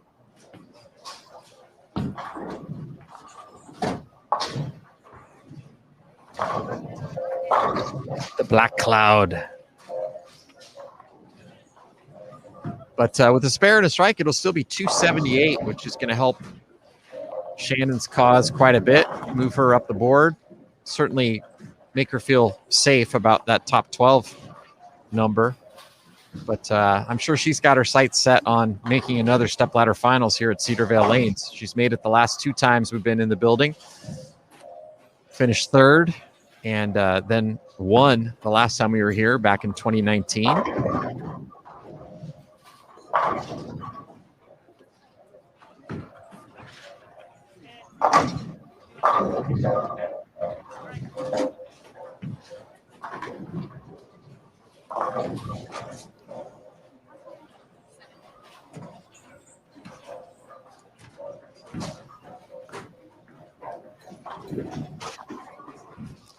278 for Shannon. Nicely done.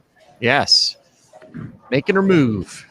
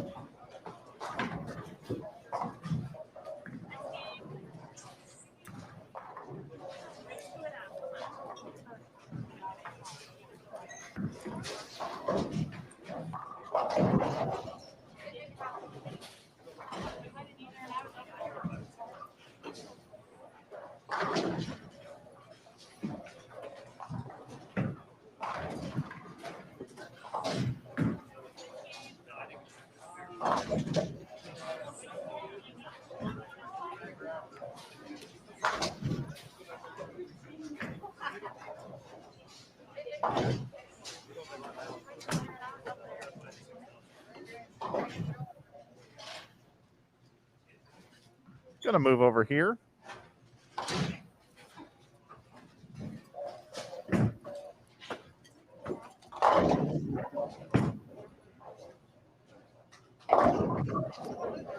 Looks like Brianna Cote, 256.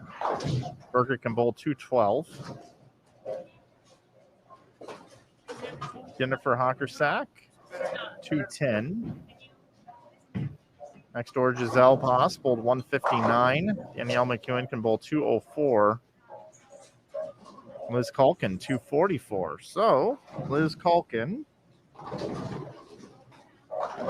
bowled 209, 199, 236, and now 244. So she's 80 over the last two games. Looking to try to make it inside the top 12. With 2 to go. She's going to be close to the top 12. She's going to improve to 197 over. Currently, right now, the number is plus 190 going into this game. Kelly Kulik bowled 217.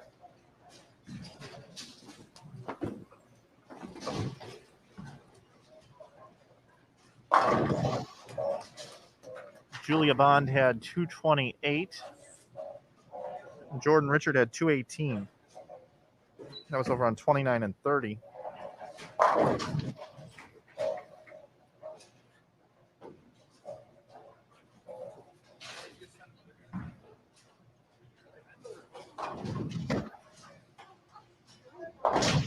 Use JT's camera shot here to give you a look at what's going on here inside Cedarville Lanes. Take the opportunity right now to thank Brent Prentice and his entire staff for hosting us here, the proprietor here at Cedarville Lanes. Also want to thank Bill Walters and the team from Kegel. Bill Walters here holding the lanes.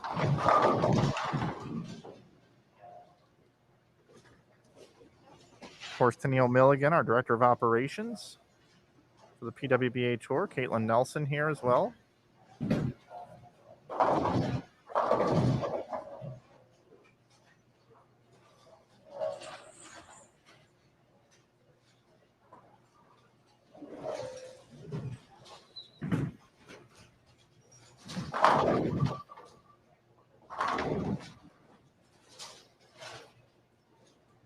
See Hank Boomershine from Storm.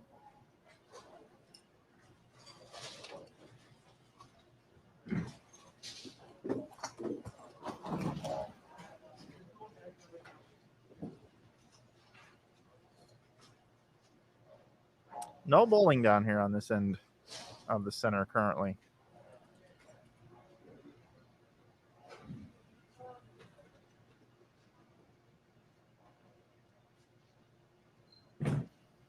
I'll bring it into the booth. How's everybody doing here today?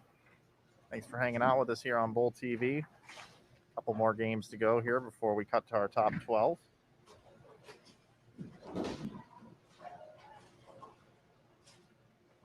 Scoring pace coming into today. I really like the scoring pace. 220 average to be inside the top 4 coming into today after qualifying 215 average to make it inside the top 12, and it took a 203 average to cash in this event. It's pretty much right where you want your scoring pace to be at a professional bowling event. So good job on the pattern. Multiple angles are able to be played, except for that extreme outside angle. We see that hasn't been able to be played. This is the fourth stop of the PWBA season, too, everybody. We claimed 3 titles back in January. And at the Bowlers Journal Classic, Shannon O'Keefe got her first title of the season, picking up from being the 2-time reigning PWBA Player of the Year. And at the ITRC Classic, we saw Brianna Cote get her second title. And then at the Hall of Fame Classic, Julia Bond won her first title. This is title number 4 up for grabs that we will crown here later today. And there's going to be 16 more, 20 total titles on the line this year on the PWBA Tour. Don't forget to join us next weekend, Lincoln Open, April 29th through May 1st. Then we're going to head to Cleveland for the Greater Cleveland Open, May 6th through the 8th. First major of the season, May 12th through the 18th, the Queens. Then we'll go on for the BVL Open, Albany Open, Greater Nashville Open, Louisville Open. Then that great event down in Texas, Donna Connors striking against breast cancer mixed doubles, July 29th through August the 1st. We'll bring it back with the Go Bowling Classic, August 3rd through the 5th. And the International Bowling Campus Classic, August 6th through the 7th. August 9th through the 10th, Bowl TV Classic. And then it's off to Spokane, the 19th through the 21st. The great state of Washington. And the Women's U.S. Open, August 24th to the 31st. Fall Classic coming up in October, along with the Pepsi Classic. An event to be determined. Rounding out the season right around Halloween. All right. Looks like we have some. Well, I got JT with me.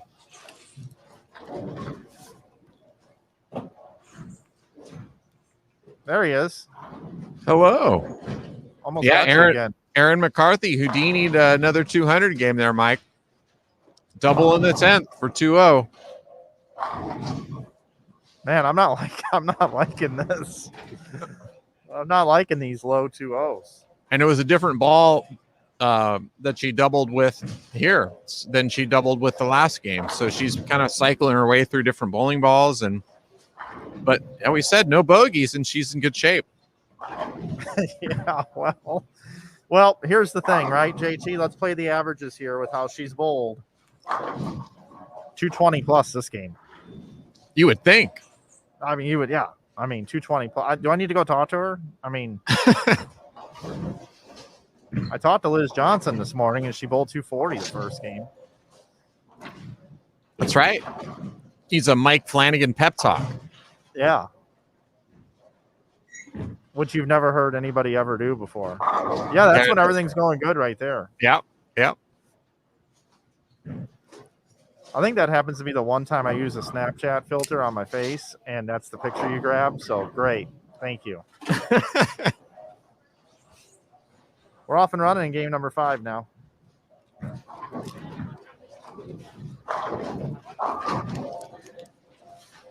Wow. Sometimes you order from ScoreDash and they're early. And I've got the standings early here. So great job to the tournament team getting me standings here. After 16 games, Aaron McCarthy plus 468, your leader. Maria Jose Rodriguez, second, plus 348. Third is Brianna Klimmer at plus 332. Fourth, Missy Parkin at plus 325. Fifth is Dasha Kovalova at plus 309. Sixth now is Kelly Kulik at plus 302. Seventh, Shannon O'Keefe at plus 293, tied with Jordan Richard. Ninth, Verity Crawley at plus 252.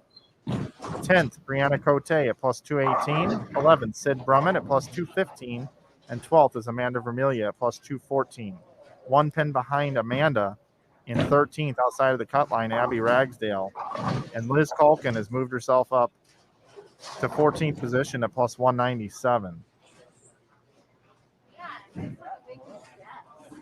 Julia Bond is 108 over through 4 games. She has moved up to 19th. She sits at plus 166. Again, the cut number is plus 214 right now with 2 to go. And it was soft. I wanted it to be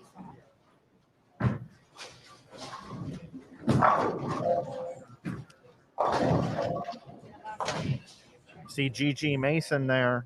She's plus 196 currently. It's bowled 842 to start the day. So Gigi, just 18 pens outside of 12.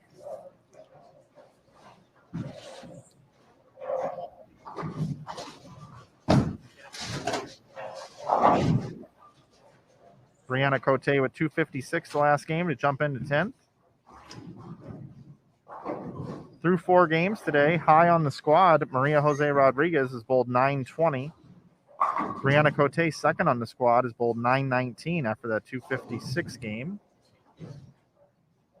Julia Bond bowled 908.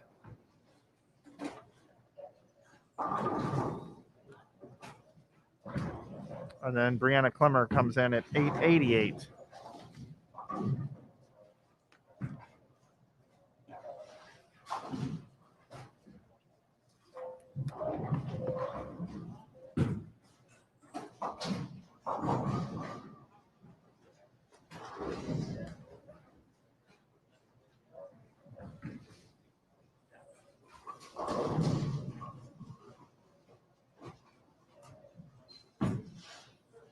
So we got 6 players within 40 pens with 2 to play of the cut number at 214 right now. And those players are Abby Ragsdale, Liz Culkin, Jasmine, Stephanie Johnson, Liz Johnson, and Birgit.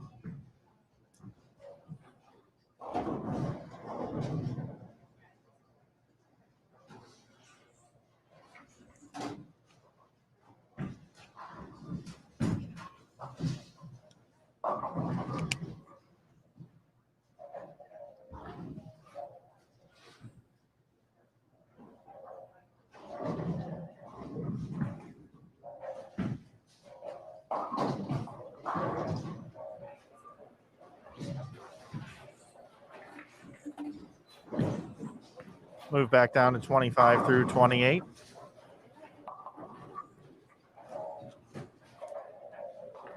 You got Taylor Baltice, Aaron McCarthy, and Verity Crawley on your right. Liz Johnson and Deandra Asbrady on your left.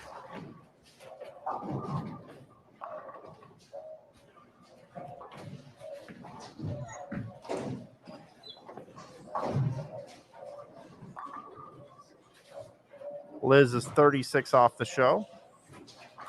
Excuse me, 36 out of the cut, I should say.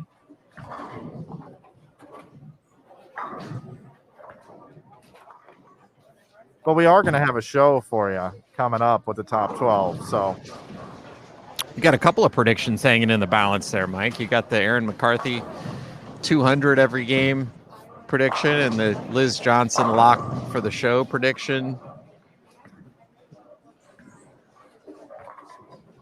Flying by the seat of your pants. Yeah, and really the only two things that you've kind of said, you haven't made any bold statements, but you have raved about Maria Jose Rodriguez before the tournament even started, and she's in second. And you also have been raving about Brianna Klimmer, and that this could be a title week for her in her first event. Yeah, I would be willing to go out on a limb and say Brianna Klemmer's gonna make the show. I would stand behind that. I would endorse that statement. Okay.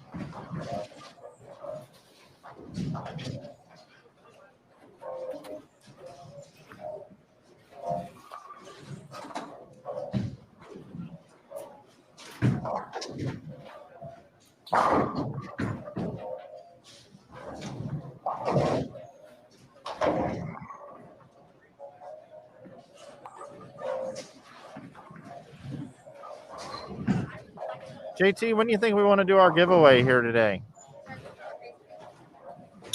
Well, I mean, we made him wait till the last possible second last night. So I don't know. What do you say? Let's just do it now. Reward the folks for being with us early. Deandra should have picked up the 24810. That was terrible. I mean, can you get a worse break than what we just saw there? I don't think so. Yeah, I liked it how when you and I went over our show notes and we prepared for this weekend when we said we were going to time those giveaways. And I like how we said that we were going to put it at the end of yesterday's block. And that's what we did. That's right. So what do you say, folks? You want to have a giveaway right now? You guys decide. You tell us. Would you rather wait till game 6 or do it now?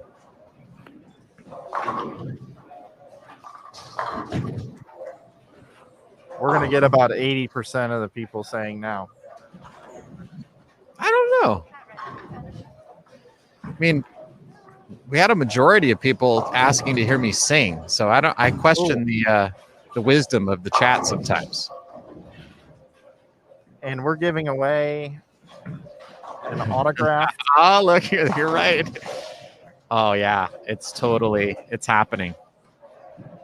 It's not even 80%, Mike. It's like 150%. Yes. Oh, we got Earl Woods in the chat. Carl Fitek in here. That's a local legend.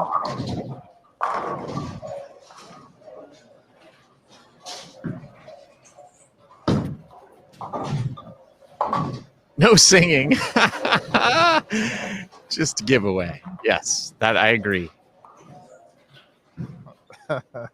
Oh, we got a no. I think the no was about the singing.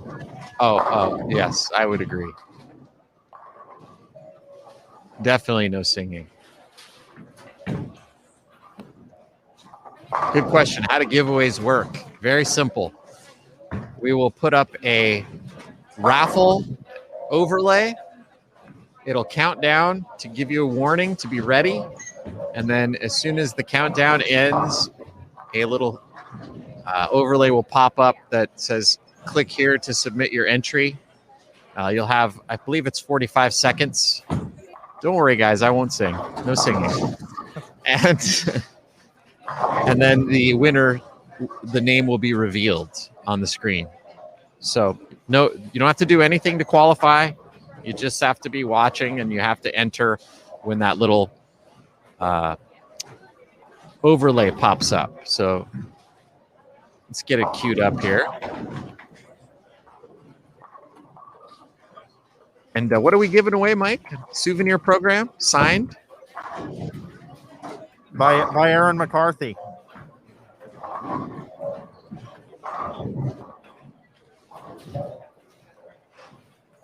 Someone said they like my singing. That's very nice. Thank you, Joe.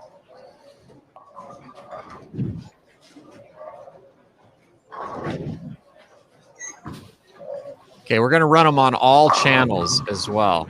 So even if you're avoiding our commentary, which we wouldn't blame you for, you'll be able to see this giveaway pop up. So here we go. You should be seeing the countdown. And good luck, everybody.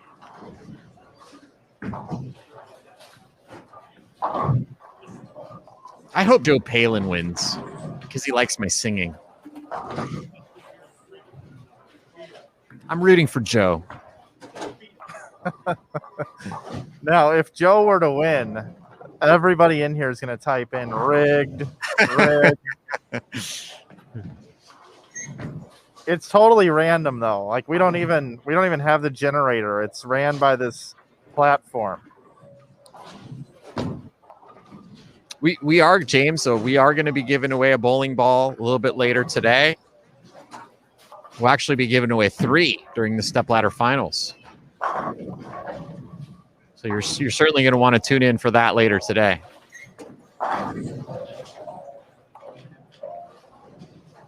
All right, good luck, everybody.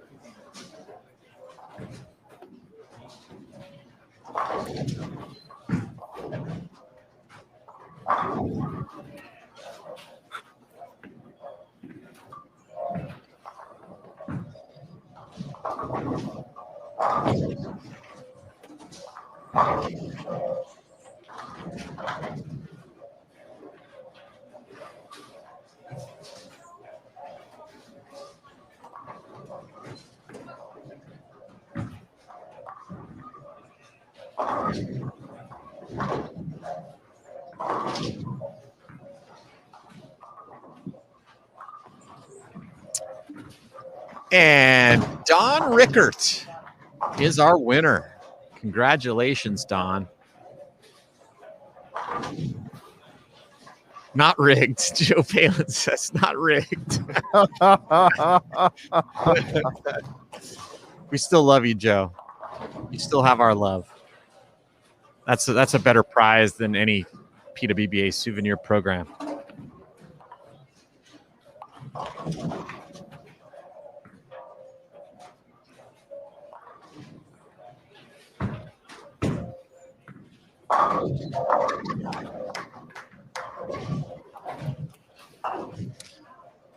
Well, Mike, Aaron McCarthy, just kind of cruising along. And this to me seems to be the difference between this new Aaron McCarthy that we're seeing since the kickoff classic back in January versus the old Aaron McCarthy.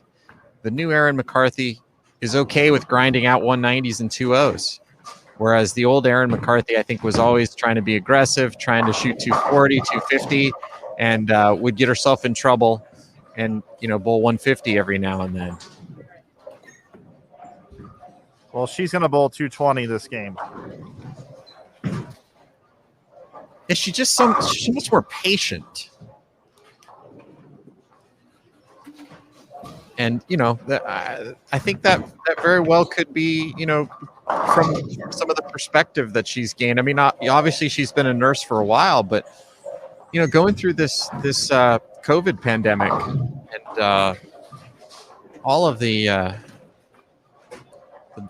pain and suffering and misery that she's, persevered through and dealt with and helped people get through, I think has given her a different level of perspective out here.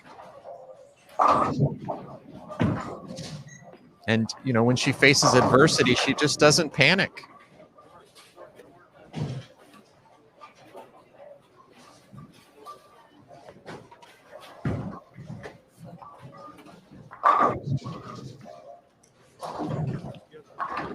Yeah.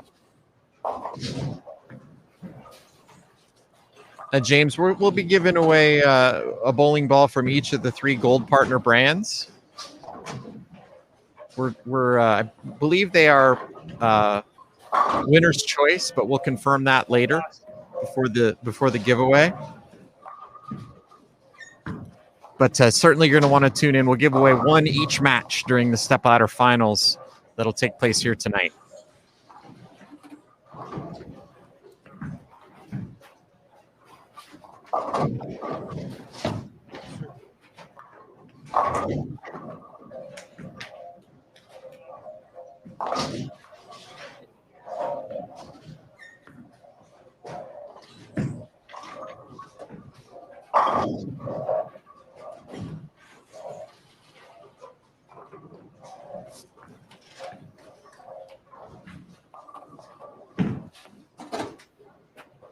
Let's see if Aaron McCarthy can catch a double here.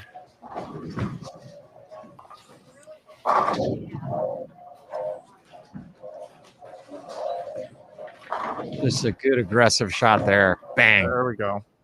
JT, I'm going to take us right next door over here. Missy Parkins got herself one hell of a game going here. Missy currently in 4th at plus 325.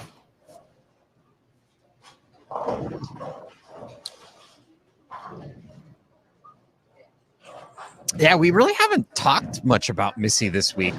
She's been kind of hanging around, just right around the top 5 all weekend long. And obviously the big story with Missy was her and Drew buying a bowling center in Southern California, Mira Mesa Lanes in San Diego. So I'm sure been extremely busy with that. Things starting to reopen out in California once again, which is good to see. But man, that would be a cool story. Missy's been one of the really solid performers on the PWBA tour since the relaunch. Wow, blasting 7-pin, great shot. But she'll still be in the 250s. But another player who's made a lot of shows, had decent level of success. Again, one of the top 10 players consistently, but not a lot of wins.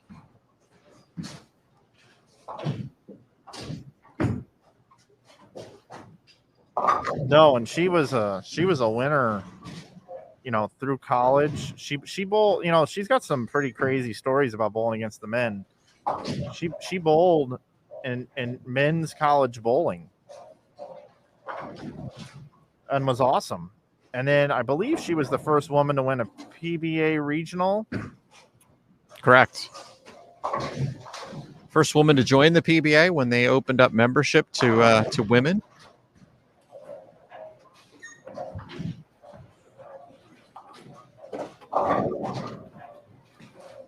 It's a little foggy to me now, but I think she was like on the all tournament team, maybe at nationals and on the men's division. Something extraordinary in the men's side of collegiate bowling when she bowled. Yeah, it's not surprising. I grew up in the same area as Missy, and her dad, Frank Bellender, owned a pro shop, and I used to come out and have work done on my equipment at Frank's pro shop. And when I would finish up with the work, we'd go out and throw a few games, and a lot of times Missy would join us, 12-year-old Missy throwing a 16-pound ball. And we'd have myself and a couple other pros. She'd be practicing with us and kicking our butts, and not all of them liked it. So, yeah, Missy and I go way back, and she's been a really, really great bowler for a long time.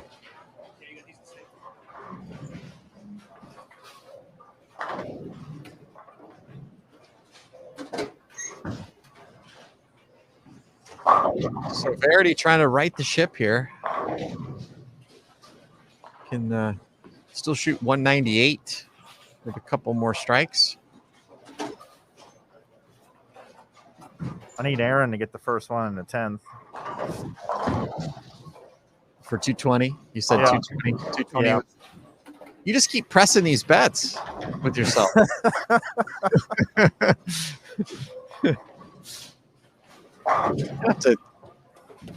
have to enroll you in a program for you need help.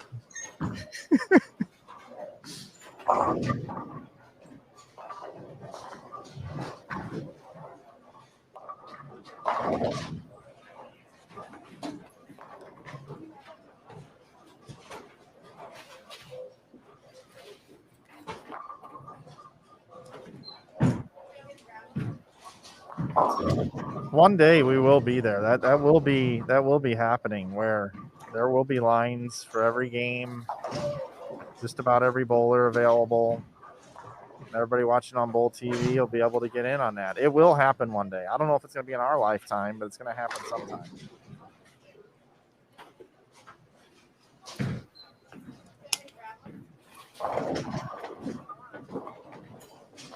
Well, I'm going to come up a little short on this one, but 216 still a good game. No bogeys.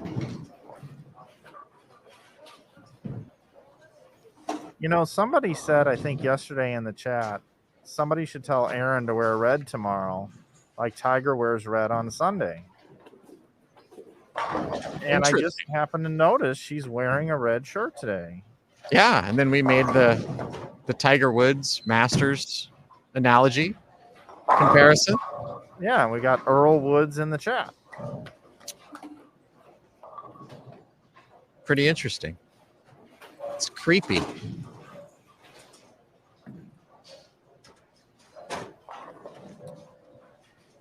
I smell a Matt Cannizzaro story brewing.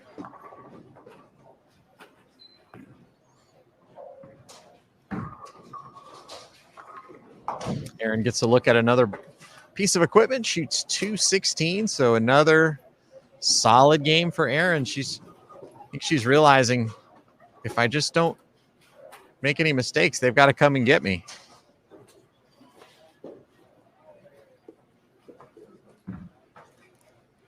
And Missy Parkin with 257 is trying to do so.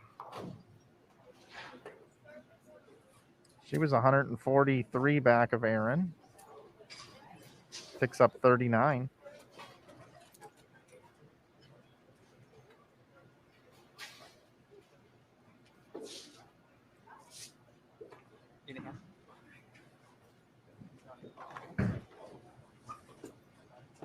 Earl Woods, I know that you're not Tiger's father, obviously, but it is fun to say that you're in the chat as Earl Woods. Yep, there is no bowling in front of me at all, so just bring it right back in here, everybody. Glad you're with us today watching PWBA. I've really enjoyed last couple days here with you on Bowl TV. Hopefully you've enjoyed it as well. Just looking here at the chat, Dasha moved in and played off of Missy's look and finished strong that game. Hopefully she can keep it going into the last game, says Mark.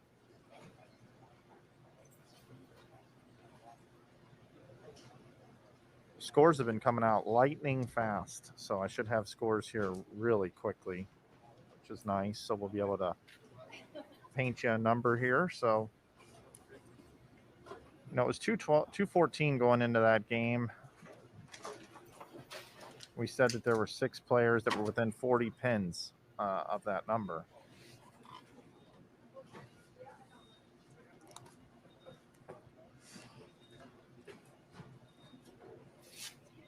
Don't forget, we will be back later on today with round 4 qualifying, the top 12, 3:30 Eastern, and our stepladder finals tonight at 7 o'clock. Kelly Kulik's going to make the show no matter what, whether she's in the booth with us or whether she's bowling. And we got a lot of Kelly Kulik fans out there hoping that Kelly Kulik can make it into the top 4.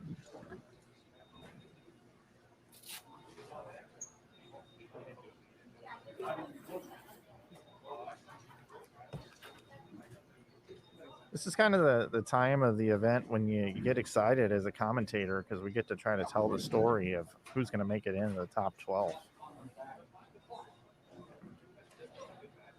Let's see. Looks like we got competition about to take place here. Get going here in game number 6. We have Lindsay Boomershine, Sandra Gongora, Stephanie Zavala. Next door on the left, we're going to have Alexis Nyer, Abby Ragsdale, and Jasmine Mason. Abby Ragsdale was on the outside looking in. Just 1 pin behind Amanda Vermilia going into the last game. Again, we'll have a scoring update here for you momentarily.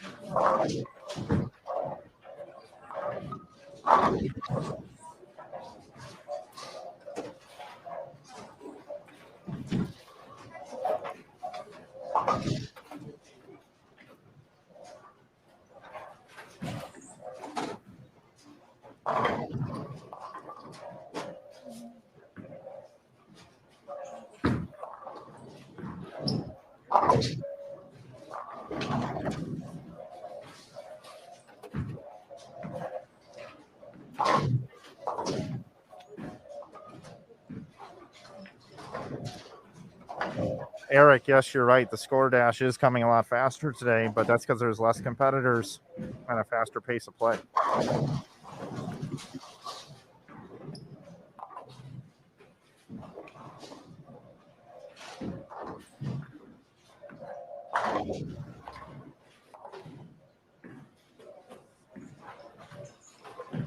JT, we finally got a positive comment about the commentary here. I'm going to screenshot it, send it into our bosses. Thank you, Earl.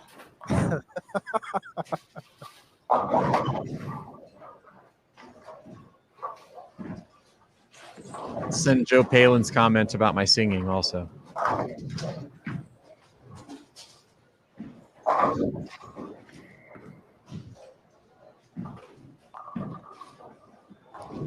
Gigi Mason, as of our last score update, was still working on having a chance to get into the top 12. She was just 18 pins back with 2 to go. You're awesome. Yeah, I just ordered up my main course here from Score Dash, and I've got it right here in my hand. Aaron McCarthy still leads at plus 484. 102 pins behind now is Missy Parkin, who's moved up into second position. At plus 360 in third is Maria Jose Rodriguez. In fourth, Brianna Klimmer at plus 336. Fifth, Dasha Kovalova at plus 325. Sixth, Kelly Kulik at plus 301. Seventh, Shannon O'Keefe at plus 283. Eighth, Verity Crawley at plus 247, tied with Amanda Vermilia. Jordan Richard is in 10th at plus 243, tied with Sydney Brummett. And 12th is now Abby Ragsdale, plus 238. Now, there's quite a bit of separation between 12th and 13th, JT. 238 is the number. 199 is Stephanie Johnson in 13th. 39 pins. Wow. A lot of stuff changed that last game. Yeah, Brianna Cote in 14th is at plus 198, so she's 40 out. And Liz Culkin at plus 185 and 15th. Liz Johnson in 16th at plus 184. Birgit at plus 183 and 17th. And Gigi in 18th at plus 179. So those are the players that could get in. But a little bit of separation here now. Good question in the chat about the PWBA Cleveland Open and the ITC's event. They will be going off at the same time. We will be covering them both. And there'll be a lot of action to watch on Bull TV that weekend. So I'm going to go ahead and say this, everybody. Erin McCarthy, she's going to make the top 12. So is Missy Parkin. So is Maria Jose Rodriguez. So is Brianna Klimmer. So is Dasha Kovalova.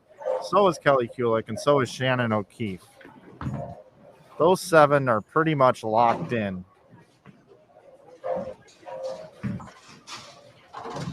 Verity Crawley and Amanda Vermillion are both at plus 247. Jordan Richard and Sydney Brummett are both at plus 243, and then Abby Ragsdale is a plus 238. Those are your top 12. Stephanie Johnson, Brianna Cote, Liz Culkin, Liz Johnson, Birgit, Gigi. Those are the only players that can hop in there, and they're going to need big games. So those 5 are the ones to watch for big games. And Abby, Sydney, Jordan, Amanda Vermillion, and Verity, they need to just keep bowling 200s. And they should be good.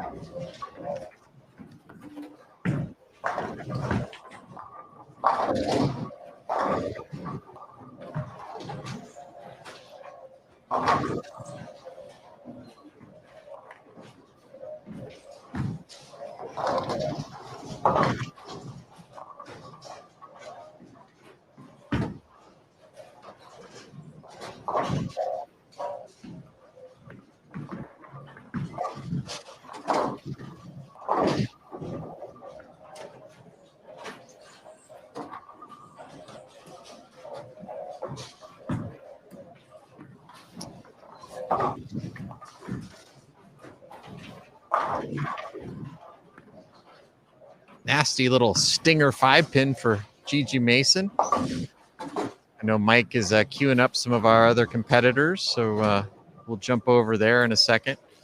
But currently on this pair, Abby Ragsdale, who's up right now, is one of the players of note. She is the cut number.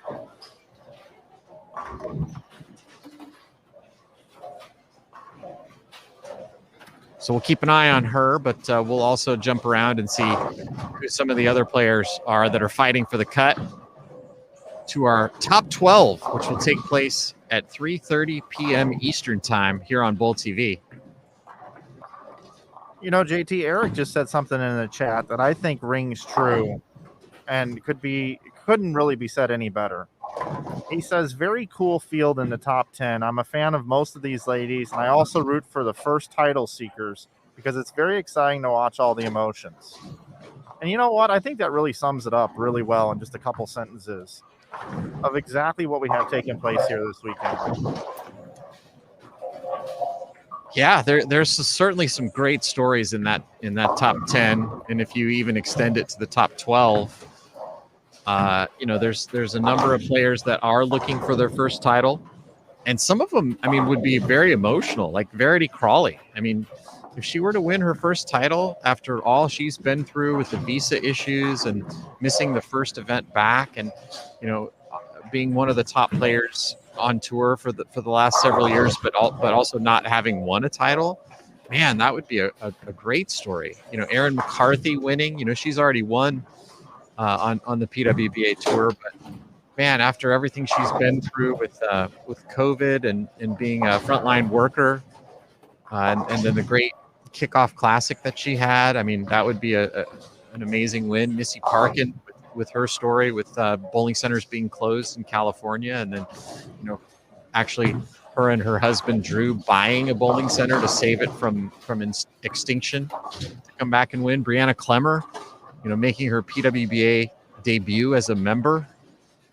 That would be an incredible story. Kelly Kulik kind of coming back from maybe losing the will to want to continue bowling and now getting the fire back. That would be an incredible story. Amanda Vermillion, maybe the best story of all after everything she's been through with her medical issues. And then, of course, you have Sydney Brummett and Abby Ragsdale, who would be getting their first titles if they were able to win here this week. So many great storylines, and I agree, Eric, that's an outstanding viewpoint. And William Kelly in the chat asking what new Bull TV feature will be unveiled today. we did announce that a little earlier today, and the feature that we'll be unveiling is called Watch Parties. And so for the finals tonight, we'll have a new panel that will allow you to invite up to 5 of your buddies to watch the finals with you. You'll be able to talk with them via webcam and have a great time with your best friends here in the Bowl TV community, watching your favorite bowling action. So looking forward to rolling that out tonight.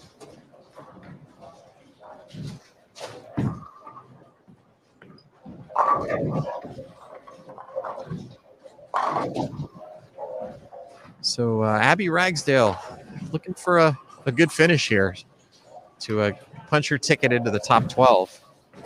Off to a good start here this game with spare, double, spare. See what you can do here in the 5th. Way inside a target and leaves a 5-10. Tough spare.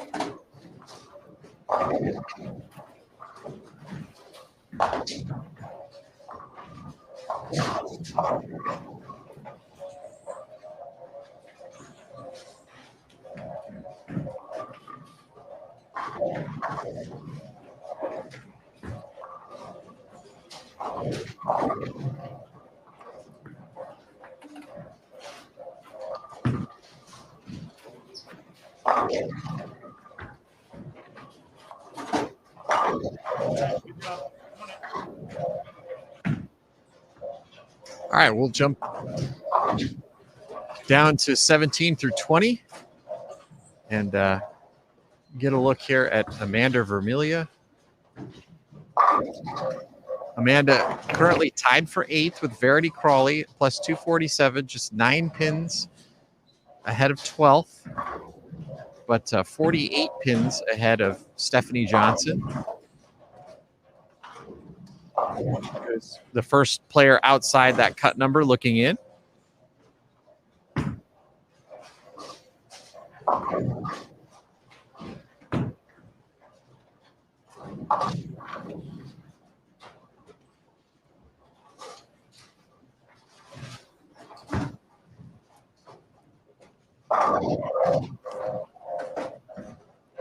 Nice conversion on the 210 for Jordan Richard.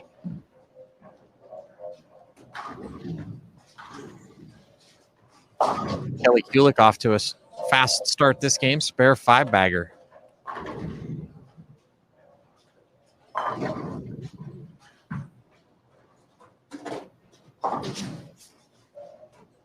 Well, JT, I have nothing disastrous to report from Amanda Vermilia, Jordan Richard, and Sid Brummett, all on pace to bowl 200 games, a little more than halfway through their games.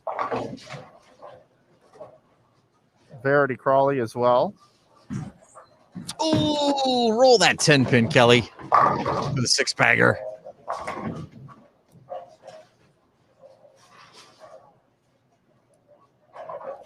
Kelly looking to jump into the top 4 here.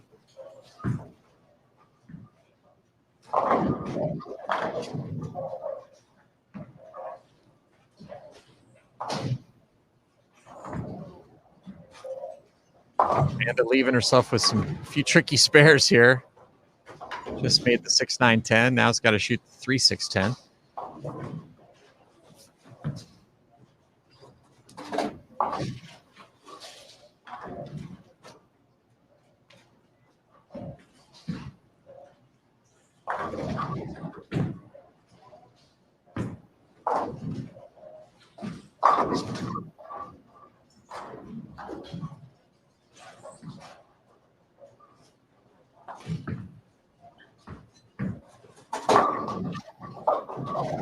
JT, what are you seeing from Abby Ragsdale just to the left of you?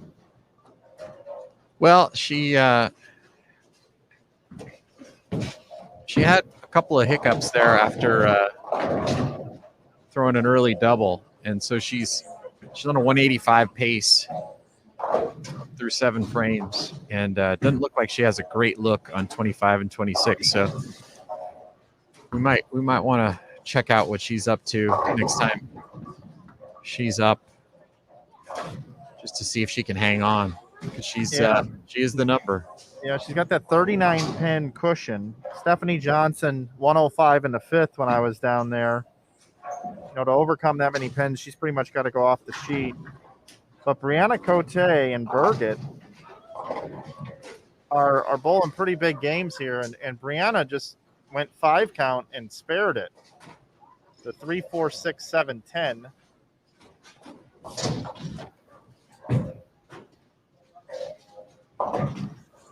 But after that frame, doesn't look like it's going to be enough.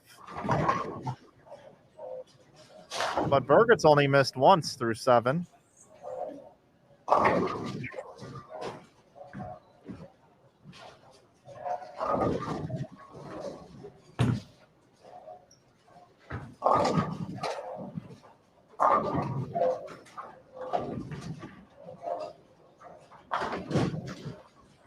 Oh, Amanda Vermilia, solid 9. Jump back over to watch Abby Ragsdale. She's up on lane 25. It's got a hook. Wow. You see off to the right side of your screen, Birgit just 7-10.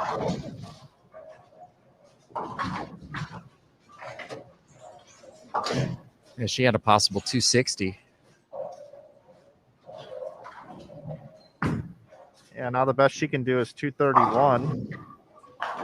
She's at plus 183, so 260 would have put her at the 240s in terms of her plus number.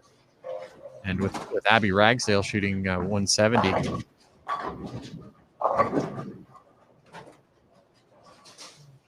that could be enough, or could have been enough.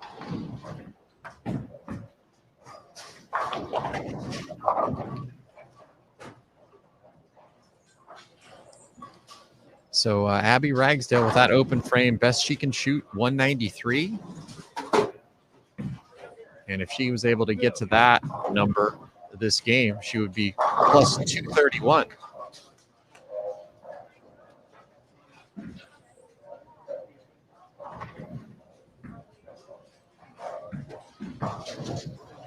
Brianna Cote is not going to be able to get to 231.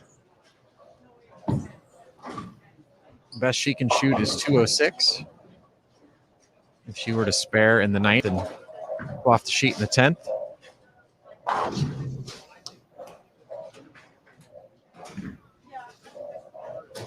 So Birgit can shoot 231. That would get her to plus 214. Maybe enough if Liz Johnson, Liz Culkin, Stephanie Johnson don't shoot a big game, and Abby Ragsdale isn't able to bail out this 190 game. And with that split, Abby's in big trouble.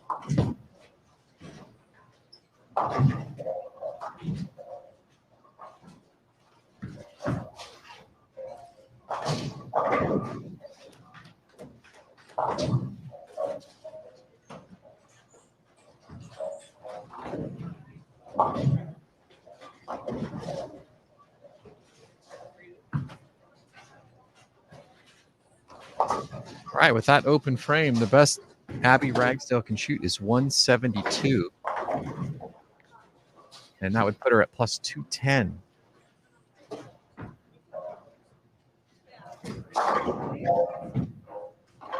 Birgit can still go off the sheet to get to plus 214. I got a Liz Culkin score. She bowled 214, so she only gets to 199.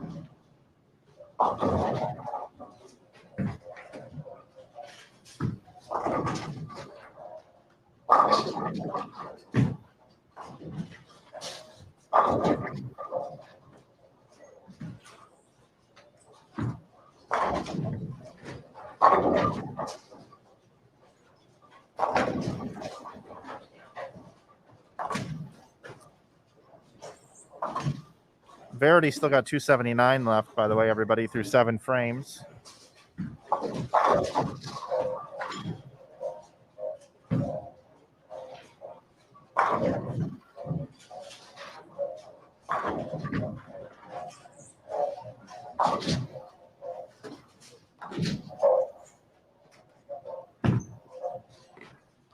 Sydney Brummett shooting 194. That should be enough to get her into the top 12.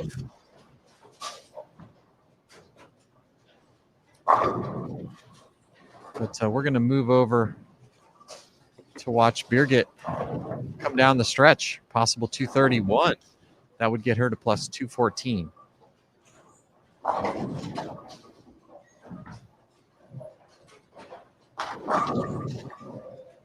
Abby Ragsdale missed on her first shot in the 10th. She can shoot 162 now, and that would put her at plus 200 on the nose.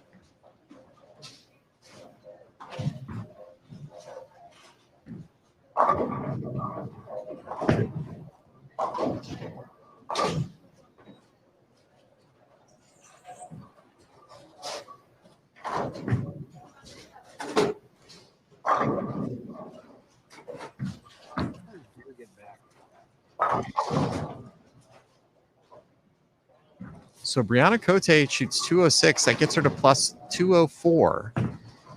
So still an outside chance for her to sneak into this number. But it's going to depend on whether Birgit can throw a couple of strikes here.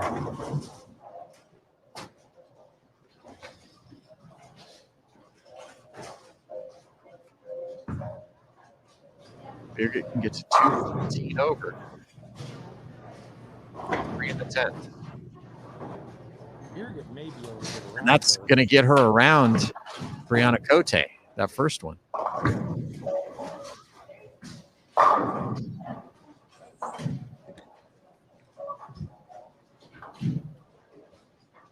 So Abby Ragsdale finishes with 161. That puts her at plus 199. Looks like she'll be out.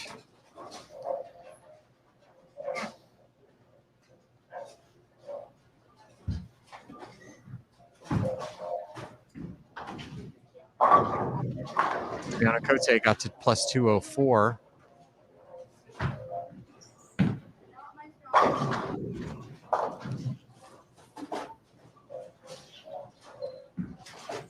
And that's going to leave Birgit behind Brianna.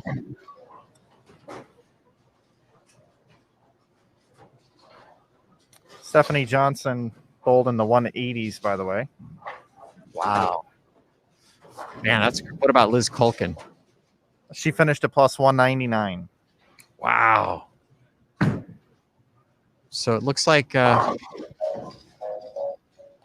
Brianna's going to sneak in at plus 204. Birgit got to 202. Brianna got to 204.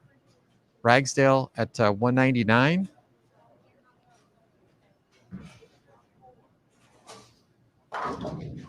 Gigi Mason got to 192. So it looks like Brianna Cote is going to be the number at plus 204. Update. Liz Johnson bowled 228 the last game. Oh, yeah, that puts her at 212 over.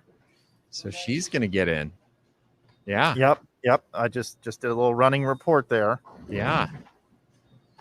Wow. Yeah, Liz Johnson, 228. And that was down on the low end down there. That was some serious Mario Kart that last game. Yeah. Man. But banana peels. There were some blue shells.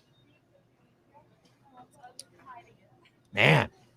Okay. Well, we'll keep it going and let you know.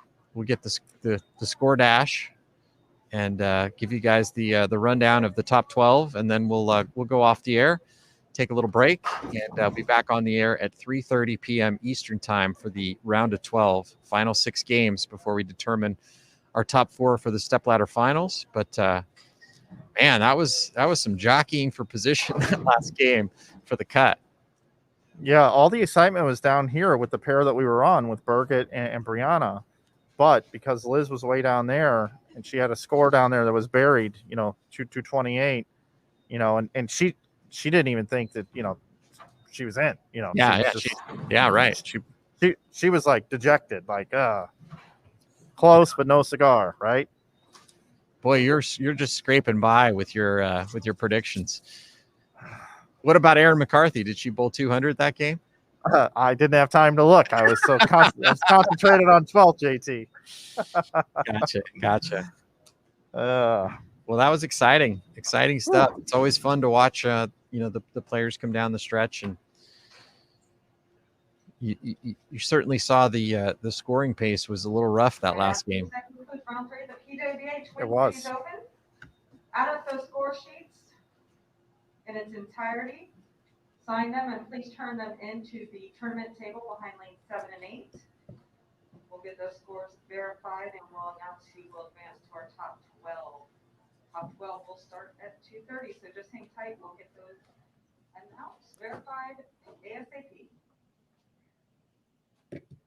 Okay, Tennille Milligan giving the players the instructions to get their score sheets in. We'll have the standings verified as quickly as we can. Here's the schedule for today.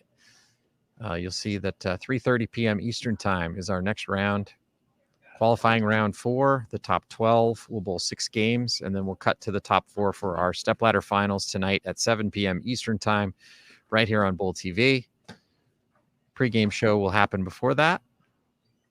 Carolyn Doran Ballard and possibly Kelly Kulik, but Kelly's making a run at this show. Mike Flanagan, she's trying her hardest to get out of that TV work. Yeah, she is. That's for sure. She's bowling great. It's cool to watch. So your Mr. Prediction. What do you think we've got coming up here in the round of 12 to look out for? Well, Erin McCarthy's scaring me a little bit here. She's got a big lead here, but she hasn't bowled a big game, in the last 4 games that we know of. I don't know what she bowled the last game, but you got to say she's gonna make the show, right? I mean, she's gonna make the show. Missy Parkin is bowling unbelievable. Something bad would have to happen for Missy Parkin not to make the show. Maria Jose Rodriguez, we haven't talked about enough, right? We haven't talked about her enough. She's bowling great too. Brianna Klimmer is bowling great. But you got Kulik and O'Keefe and somebody like Verity who could average 250 for 6 games. Those are the players I look to potentially make a run. And then you got Brent Prentice right here. I was just talking to him down there. He is so pumped and so excited for Amanda Vermelia with everything she's overcome. He thinks this is her week. She's going to make it in to be the number 4 seed, and she's going to run the ladder. That's what he thinks. Wow, that would be a heck of a story for sure. Yeah, I could see it all. Happening. But I'll tell you, Erin, yeah, again, we said at the top of the show, if she just can avoid making any bogeys, no games under 200, they'd have to come and get her. Seemed like she was able to do that. Again, we don't know what she shot the last game here yet, but she did have a very, very solid day where she avoided the big mistakes and is making the players run her down. So she's in great shape. It looks like going into this round to at least make the TV show, if not lead. But it certainly does feel like there are some players that are putting some pressure on her to overtake the lead in this tournament. I think the player that I do want to talk about, because we probably won't talk about her because she didn't make it into the top 12, but that's Brianna Cote.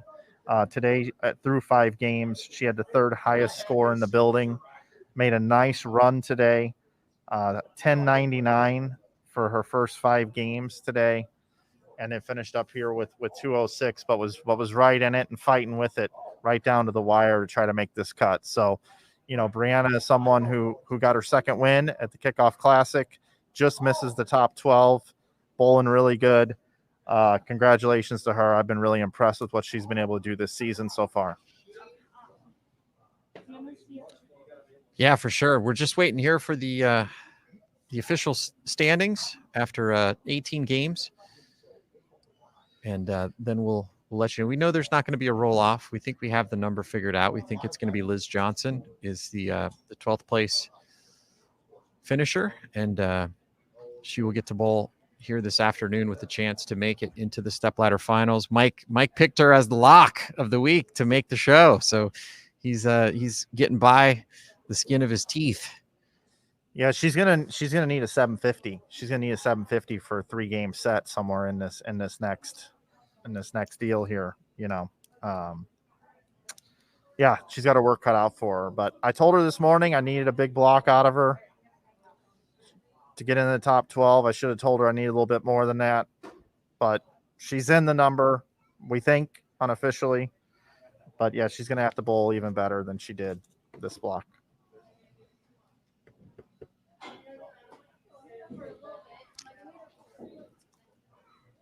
I think she was 104 over for 6 that block. So she's going to need, in my opinion, what do you think? 1425 or so? 225 over? Yeah, at least. Yeah, it's boy, I think it's going to take a lot to get from 12th to 4th. Yeah, it is going to take a lot. But again, there are some scores out there. We've seen some big numbers this week. The scoring pace has been medium overall, but there are the opportunities to shoot some big games. Yeah, I mean, if you bowl a perfect score and average 230 the other games, you got a shot. You got a shot. Yeah. Yep.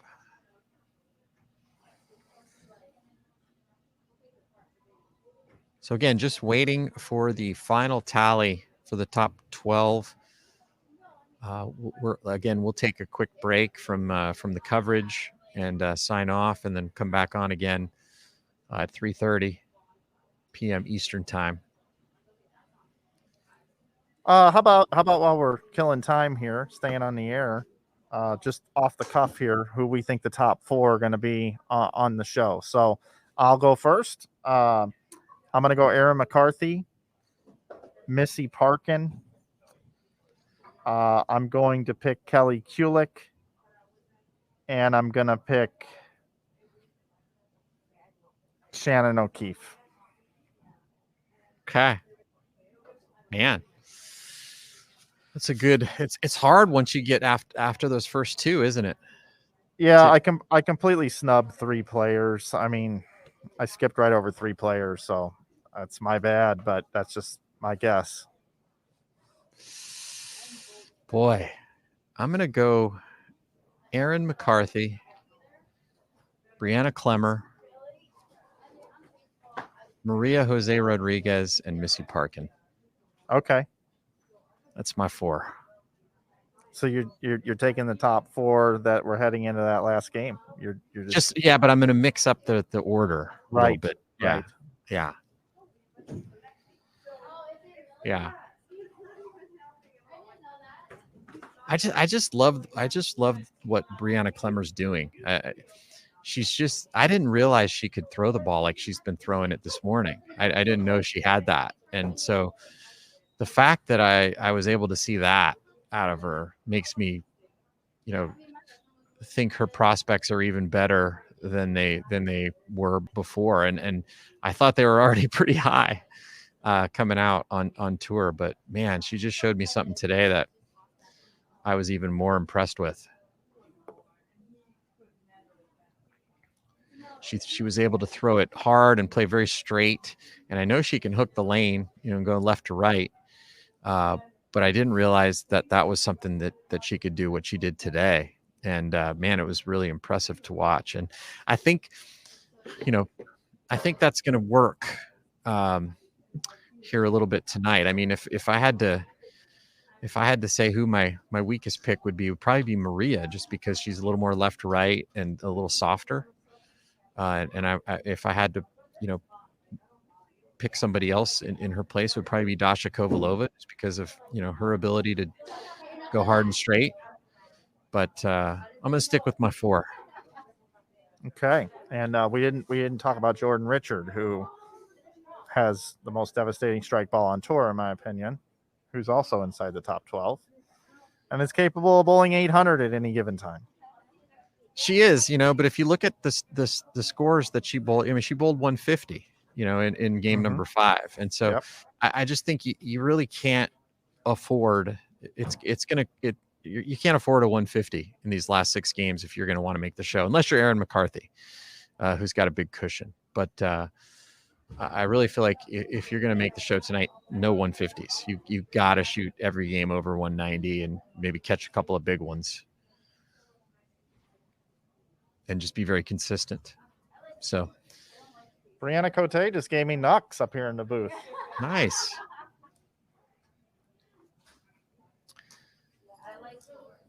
She must have known I was talking good about her.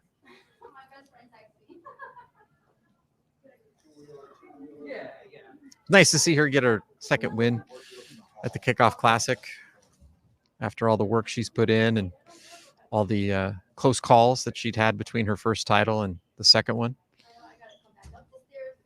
But she was kind of the villain in that one. She took down Jillian Martin. That's a tough role to be in. Kind of like the Chris Barnes role in the 2010 Tournament of Champions. Playing the role of Chris Barnes tonight is Brianna Cote.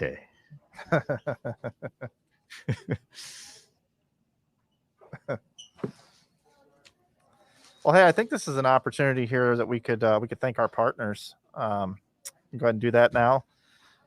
This broadcast would not be possible, JT, without our great partners, United States Bowling Congress and the USBC Board, Bowling Proprietors Association of America, and the BPWA Board. And I'll take a break because here come the standings. Second, Missy Parkin at plus 387. Third, Kelly Kulik plus 370. And fourth is Maria Jose Rodriguez at plus 360. Fifth is Brianna Clemmer, 354 over. And sixth, Dasha Kovalova plus 336. And seventh is Shannon O'Keefe at plus 318. Currently in eighth is Verity Crawley at plus 280. In ninth place is Amanda Vermilia at plus 260. Qualifying 10th is Jordan Richard at plus 249. In 11th is Sydney Brummett at plus 236. And your 12th and final qualifier is Liz Johnson at plus 212. Ladies, Okay. those are the top 12 of your PWBA Twin Cities Open. Ladies, please return back to the building at 2 o'clock. We will start at 2:30. Anybody who still needs to take a COVID-19 test for next week, please see Caitlin Nelson down in the locker room. And Cecil is currently at the truck for anybody who would like to transport bowling balls on the PWBA trailer. Have a great afternoon. There it is. We had it right, Mike. Liz Johnson is our cut number. She's going to need a big 6-game block here if she's going to want to advance to our stepladder finals here tonight. It felt like there was a pretty decent amount of separation between kind of the eighth or ninth place player and below. So those players that are below that are going to need to get off to some big starts tonight in order to have a chance. But it's going to be a great show. I hope you all can tune in and watch it. We'll find out who our stepladder finalists are, and it's going to be crazy, just like that last game, trying to get in, find out who's going to get that last spot. Yeah, it's pretty bunched up, bud. It's pretty bunched up, but we got some work we have to do, so we need to get off the air. Again, I'll go back over the partner thank yous here. Of course, everybody, the United States Bowling Congress, USBC Board, thank you. Bowling Proprietors Association of America and the BPWA Board, thank you. Kegel, the official lane maintenance provider of the PWBA, we thank you. PWBA members, the providing the exciting competition for all of us to watch, we thank you for coming out and participating, giving us a show to bring to you. Of course, all of you in the Bowl TV community and fans of the PWBA, you guys are the best. Thanks so much. So from all of us at Bowl TV, Jason Thomas, myself, Appreciate you watching this afternoon. We'll see you at 2:30 today. And remember, on Bowl TV, bowling lives here. We'll see you a little bit later, everybody.